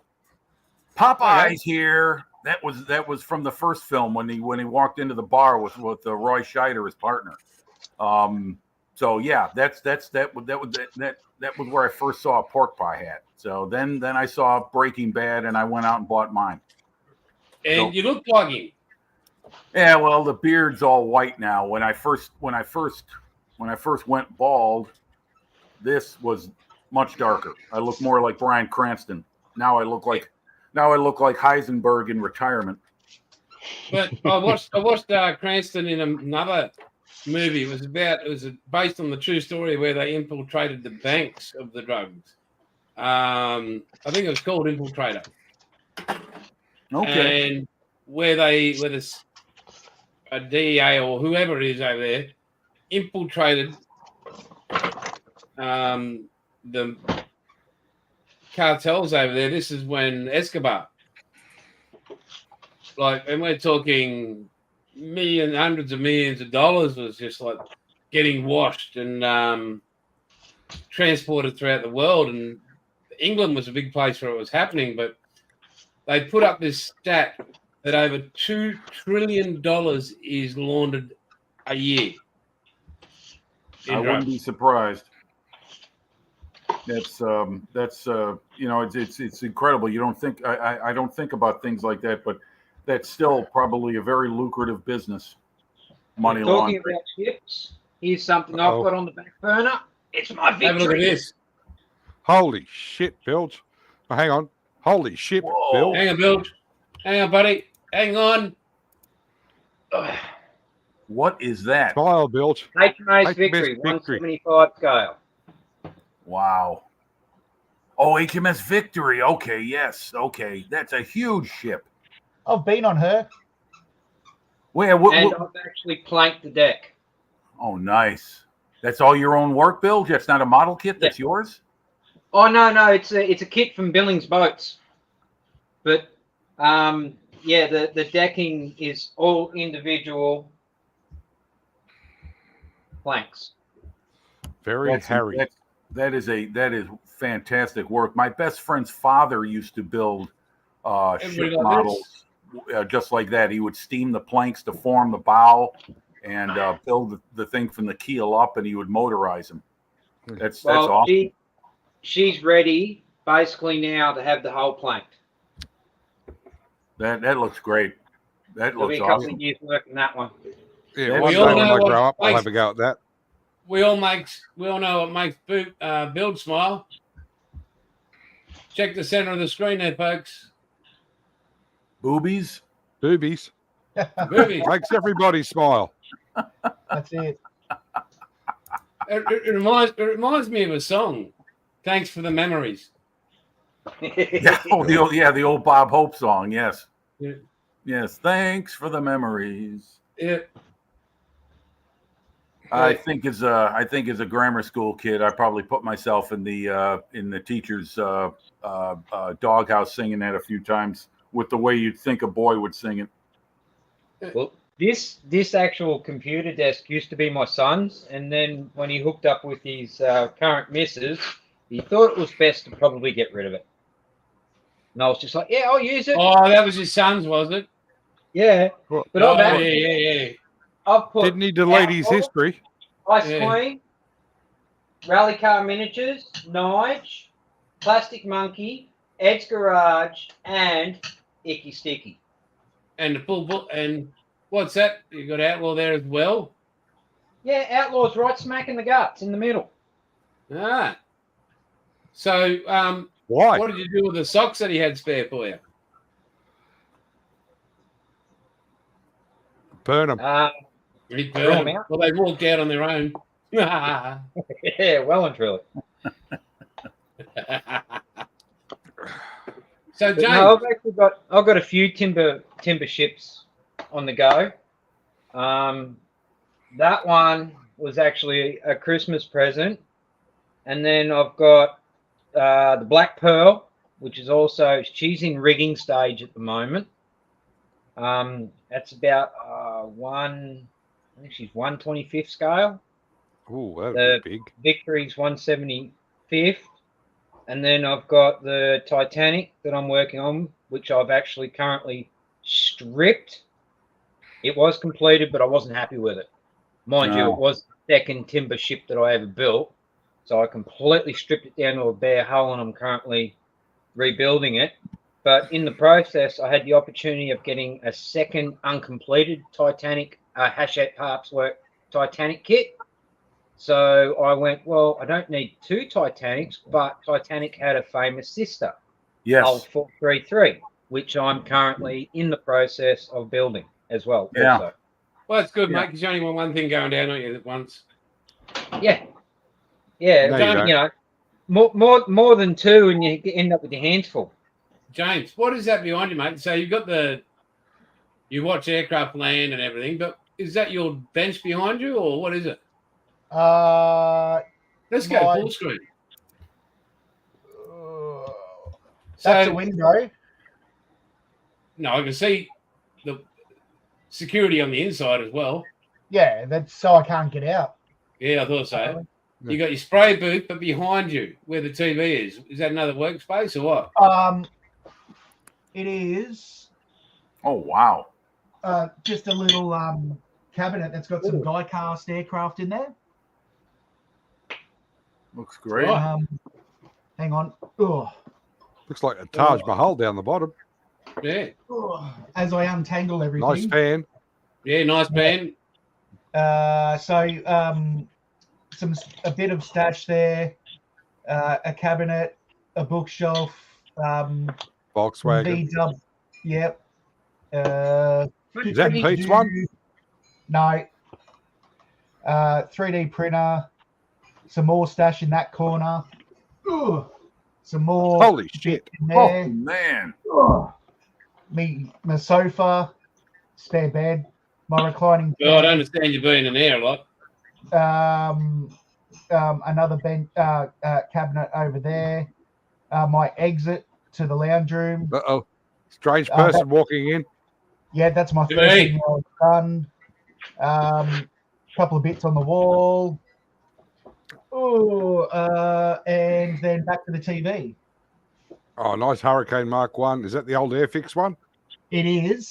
I bought that in Cairns. I forget whenever it was. I lived in there when Toy World had a fire, so they literally had a fire sale, and I think I paid $12 for it. Oh, fuck. Sorry. Everything was still in plastic, so it was only smoke damage to the box. Oh, nice. Nice. All right, I'm going to go a little bit nerdy here. Ugh, my son didn't want it anymore, so I took it off his hands. Oh, nice. He was going to thrash it and pull it apart, and I'm like, nah, I'll take it. You can sit amongst all the other pieces I got. Team League 57. Hang on. What? Hang on, one back. Oh, another Lego nut. You can't miss that bright orange colour, can you? You're not You're on speaking. We mute. can't hear you. Sign it. And that better? That's better. Yeah. Okay, so that's all Lego up there, and all Lego up there, and on top of all the books, there's little bits of Lego everywhere. So Nice. Okay. That book on your second shelf that I can see is a very good one. SAS Sniper. which one? Oh, SAS. SAS Sniper by Rob May. Yes. Yeah, good book. Very good read. It hasn't got pictures built. No good for you, mate. Oh, That's my son's 57 that he bought himself. Nice. oh, it looks like a 1960 Corvette. Yeah, 58. one of those. I can't remember. But anyway, he bought it out of his own coin. Twin headlights, So, 58. So yeah. Oh yeah. Okay, you're right. Yeah, yeah. I was looking at the front. All right. Now we got the big man on the screen.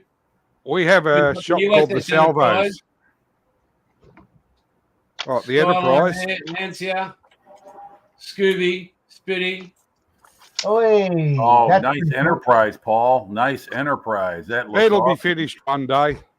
Is that You the got that Polar lit Light up. kit? That's cool. That's the Polar Lights Enterprise and Polar Lights kit. Yeah, that is great. That looks awesome.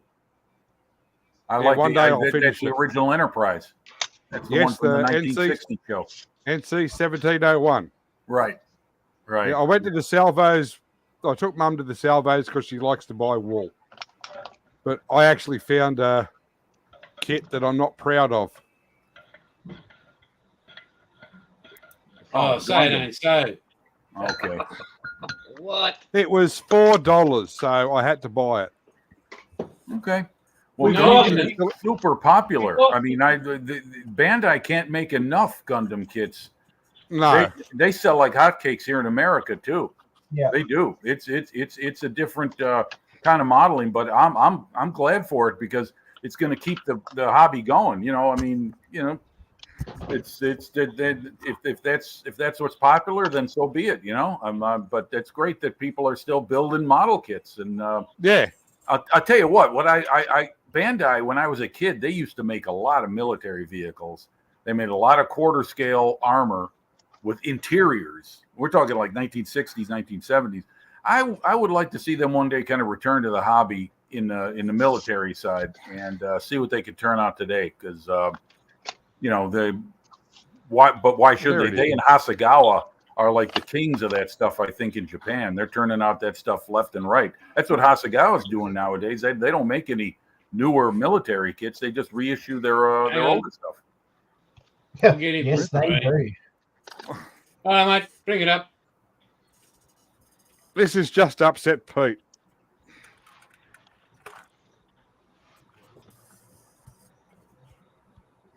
Pew, pew, pew, pew. Oh, is that the? Oh, that's the Lee, right? Or is it the Grant? No, it's the Grant. Okay. Okay. Grant with the Tamiya 25-pounder. Right. Very Yeah. nice, mate. Yeah, that's with the truck and the trailer and the limber. Yeah. That's old school to me. I like that. I've got about 3 or 4 old kits that I'm putting together in one diorama. Yeah, 1/35th scale Tamiya quarter-pounder. Canadian with the Australian Grant. Oh, okay. At Very least cool. it's not a Big Mac. Yeah, the Australian Grant never went overseas. I'm going to have to get that these. was we were talking about that a couple of shows ago about the grants made for the for Australia, which came right from America, right? Yeah, that's the mini art kit. Who here likes PE work? Really, Mini Art makes a copy of that. They make. Yeah, Mini Art did about 5 different versions of the Grant/Lee. Okay. They did the American, the Russian, the North African, the Australian Grant, and the British Grant. Yeah. Yeah, I noticed that when the guys at Australian Artillery and Armor did their Grant, I noticed the suspension was different. That made me wonder about that because that's the later style bogies they've got on there, and that's only because they've got about 15 up in their paddock. Yeah, they do. Where'd they get? They got them from that one guy. He had like 5 of them sitting in the bush around his property in Melbourne. Yeah, which is a long drive, right? Melbourne is in the south. Melbourne is in Victoria. Melbourne's in Mexico. Victoria. Okay. Yeah, we call Victorians Mexicans. Build a wall. Build a wall. Because they're south of the border. And you know what Victorians say about New South Wales? What? It keeps Queenslanders that much further north. Oh, excuse me. Let me tell you, New South Welshman, one word. Queenslander. Queenslander. We know you're from Cane Toad County. Yep. What you got there, Wombat? Hang on, mate. You want to just hold that there and get you... Yeah, toolboxes on the back. Yeah, so she's going to have... That's just mocked up in cardboard, but basically it's going to have a half canopy there, spare sitting in the back.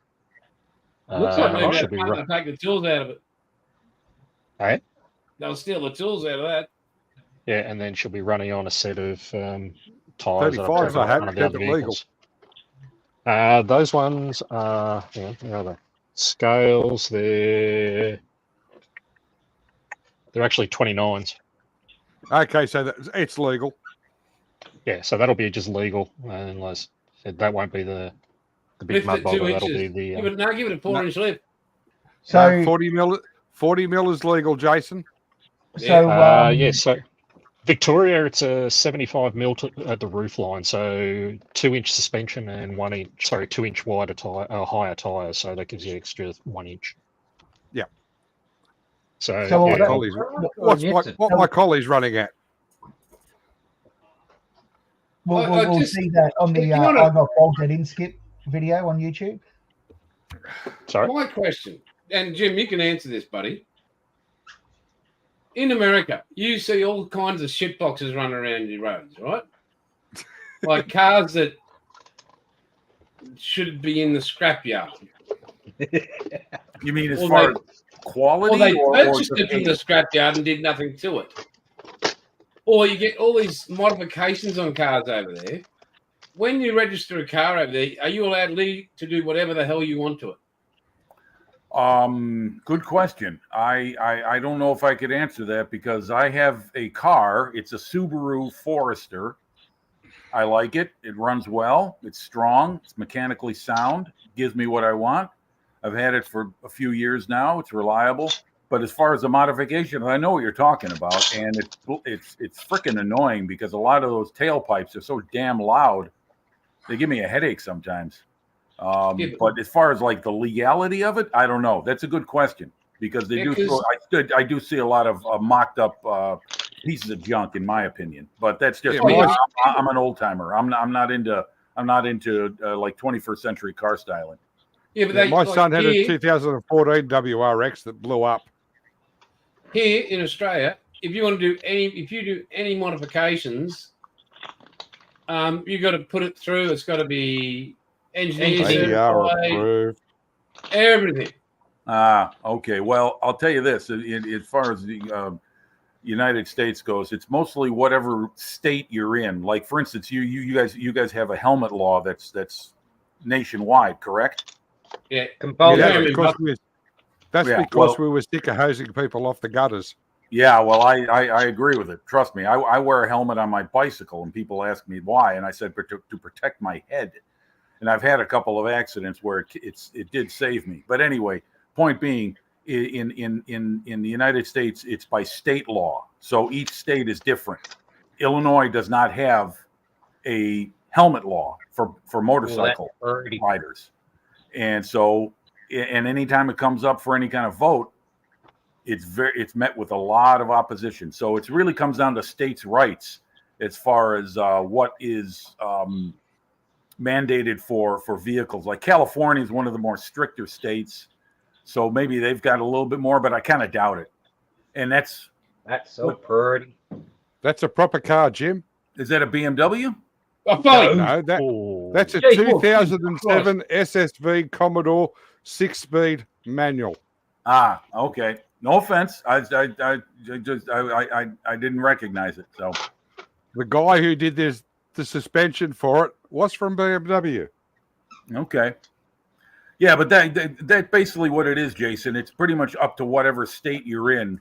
And as far as any kind of national regulations, I really don't know how strong they are or how limiting they are.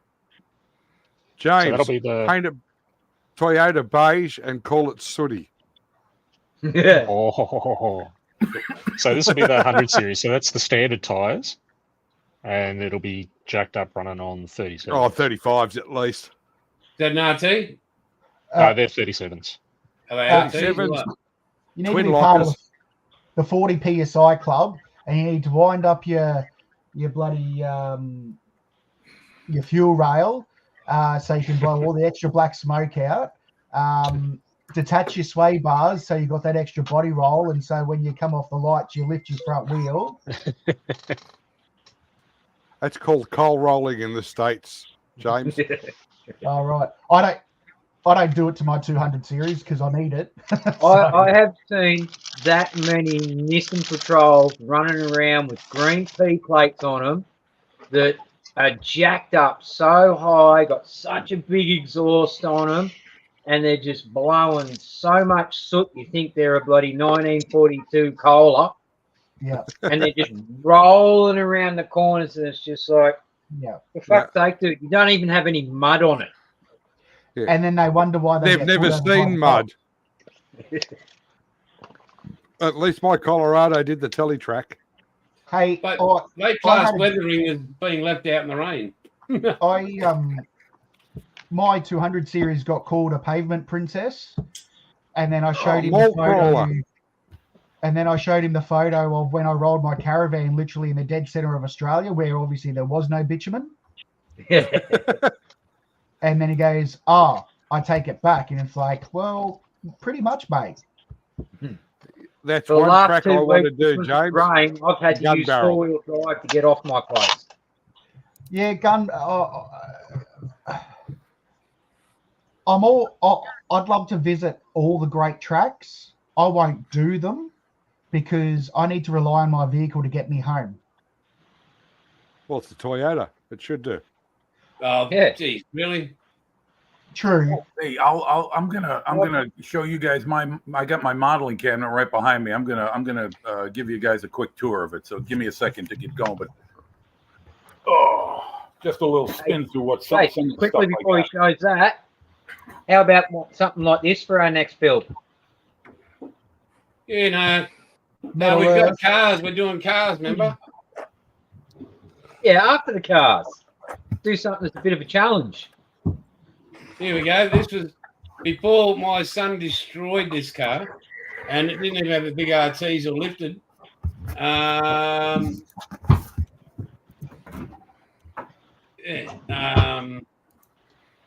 This was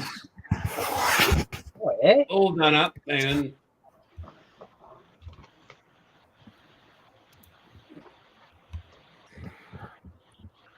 that was mine. There we go. There we go. Not too bad. It's even dirty. Bloody Yeah. hell it was. Hang on. And then we go. Hang on, I'll get rid of that. Not sure of that. And then there's the aftermath photo. What's the bet? Oh no! Like he made me cry. They really did what they did to that car. You all right? They just, yeah. I tried to kill. They bent it in half. Oh, The aluminium bull bar was torn. You put an aluminium bull bar on it. The headrests I'm gonna have to mute. Rain. removed.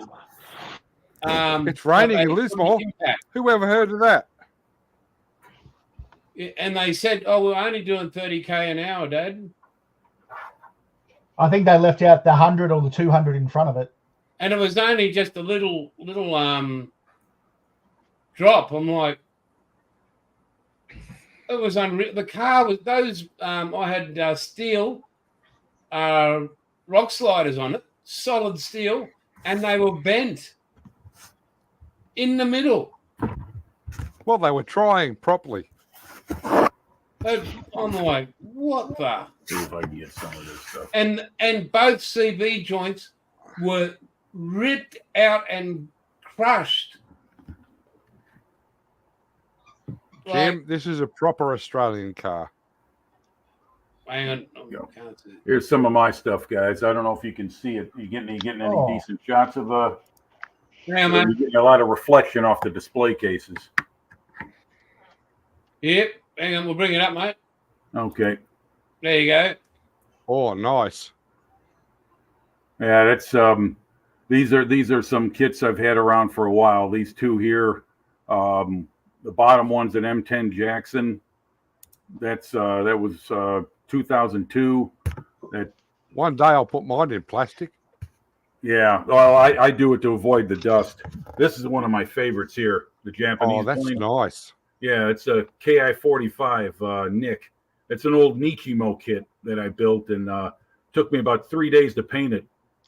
Nice looking hurricane in the background, but that's just bias. Hurricane. Biasness. Oh yeah, that's the Airfix C Hurricane. Yeah, and then you got the Eduard Wildcat Martlet in the background. Martlet. Yeah, that's right. And then there's the P40, Nice Spitfire. and then that's the Eduard Spitfire. That's the one that I had a bit of a problem with building, but came out okay, and I managed to make it look good with the paint job.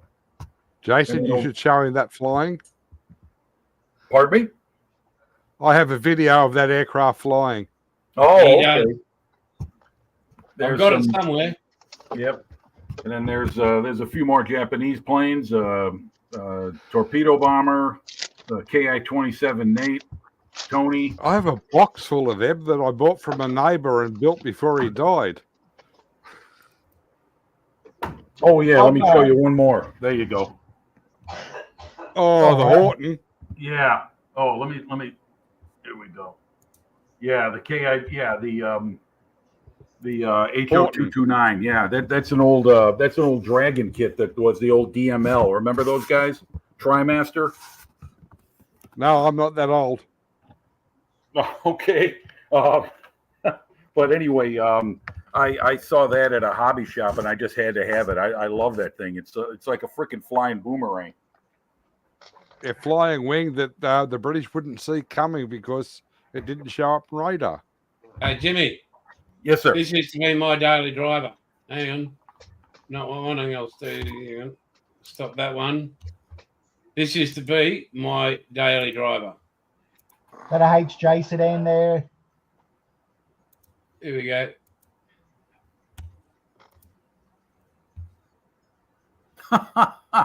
That's what you did Yeah. for a living? You drove that? Yep. Wow. That's big. They replaced him with a woman. Yeah, but you got fired real quick, didn't Yeah, true. you? Here's the That's what I used to go to de Havilands in. the Kingswood. HJ Kingswood, HX Kingswood. HJ Premier. Oh yeah, sorry. Yeah. 384 cubic inch 5 litre. My old man had one of those. It was like it was shit brown color. Yeah, that was baby cack beige. And that was my third year apprenticeship test. I got to build the engine at work. This will give you a scale, Jimmy. You got it? Holy cow. That never Yeah. looks like Jason. What, the truck or the bloke? That is me. No, the 6-pack you got hanging on your wrist. Yeah, that's me Parramatta bag. That I is a big made truck. sure I took That is that a to work big as truck, well. mate. Australia, they're a place where you can take a 6-pack to work. Yeah, no, not there.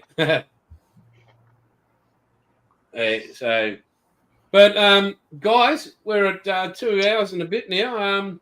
What again? So, you, Jim, we'll be doing 11 o'clock next week, and a few of the other boys from the States. I'll stay home. Yeah, that'd be good. I will be in Moranbah. I'm taking Tim to a BMX competition there. It's an 11-hour drive. Yes. Woo-hoo. That's Oh, so why I you're was coming down driving that south, truck. are you? Sorry, mate. So you're coming down south? Well, it's kind of the same distance, yeah. Moranbah, my God, yeah. That's why I worked. Yeah, That's it's a why I long drove that trip. truck. 11 and a half hours. Woo. Yeah. Yeah, That's that's what you get Sydney to involved. Melbourne, Jim. Okay. Yeah, you guys. I mean, you guys got some distances between your where you live. That's for sure. It's you guys are all in Eastern Australia, right? On the Pacific coast side. The East Correct. Coast, yes. Yeah, I went to Western Australia once. It took me 4 days to get there. I bet. Yeah, I was going to say what in the middle of the country. What's out there? The desert. Nothing. Well, Yep. I drove up there, Jim. The wife and I rode up there. We were gone for a month on a motorbike with a trailer. It took me 4 days to drive from Darwin back to Brisbane. Yeah, I could see that. Yeah, I could see that. Darwin's all the way on the other side, so northwest. No, Darwin's up the top. Darwin's up the Central top. Yeah, up toward oh my God, why am I? New Guinea. Darwin. Yeah, that's it. Right. And the good thing about the drive from South Australia to Darwin is Yeah. there's no speed limits. Is Oh, the drink well, I wouldn't think so. There's nobody out there, right? It's leaving Darwin. That's about it. Oh, Soon as it is 130 now is the signed speed limit, but there's no one No. out there to police it. Yes, Well, I remember the first time I drove to Western Australia. All the sign said was on the road was police patrol this road from the sky, and somebody had written underneath it was pigs in space. Well, on that note, boys, we'll wrap it up. Thank you to everybody who joined us, watched us, liked us, and all that sort of stuff. We'll be here 11 o'clock next week. And you guys all take care. And we will catch you all later. See you guys. Good night, everybody. Thanks a lot. Bye bye. everyone. Thanks for inviting me. Be good, See be you good guys. at it. Take care. Thanks for joining us, Jim and Bilge and James's. Always feeling welcome. Jason. Thanks a lot, guys. Well, thanks, mate. Okay, bye bye. Look forward to the Tim Tams. Yeah, they're on their way.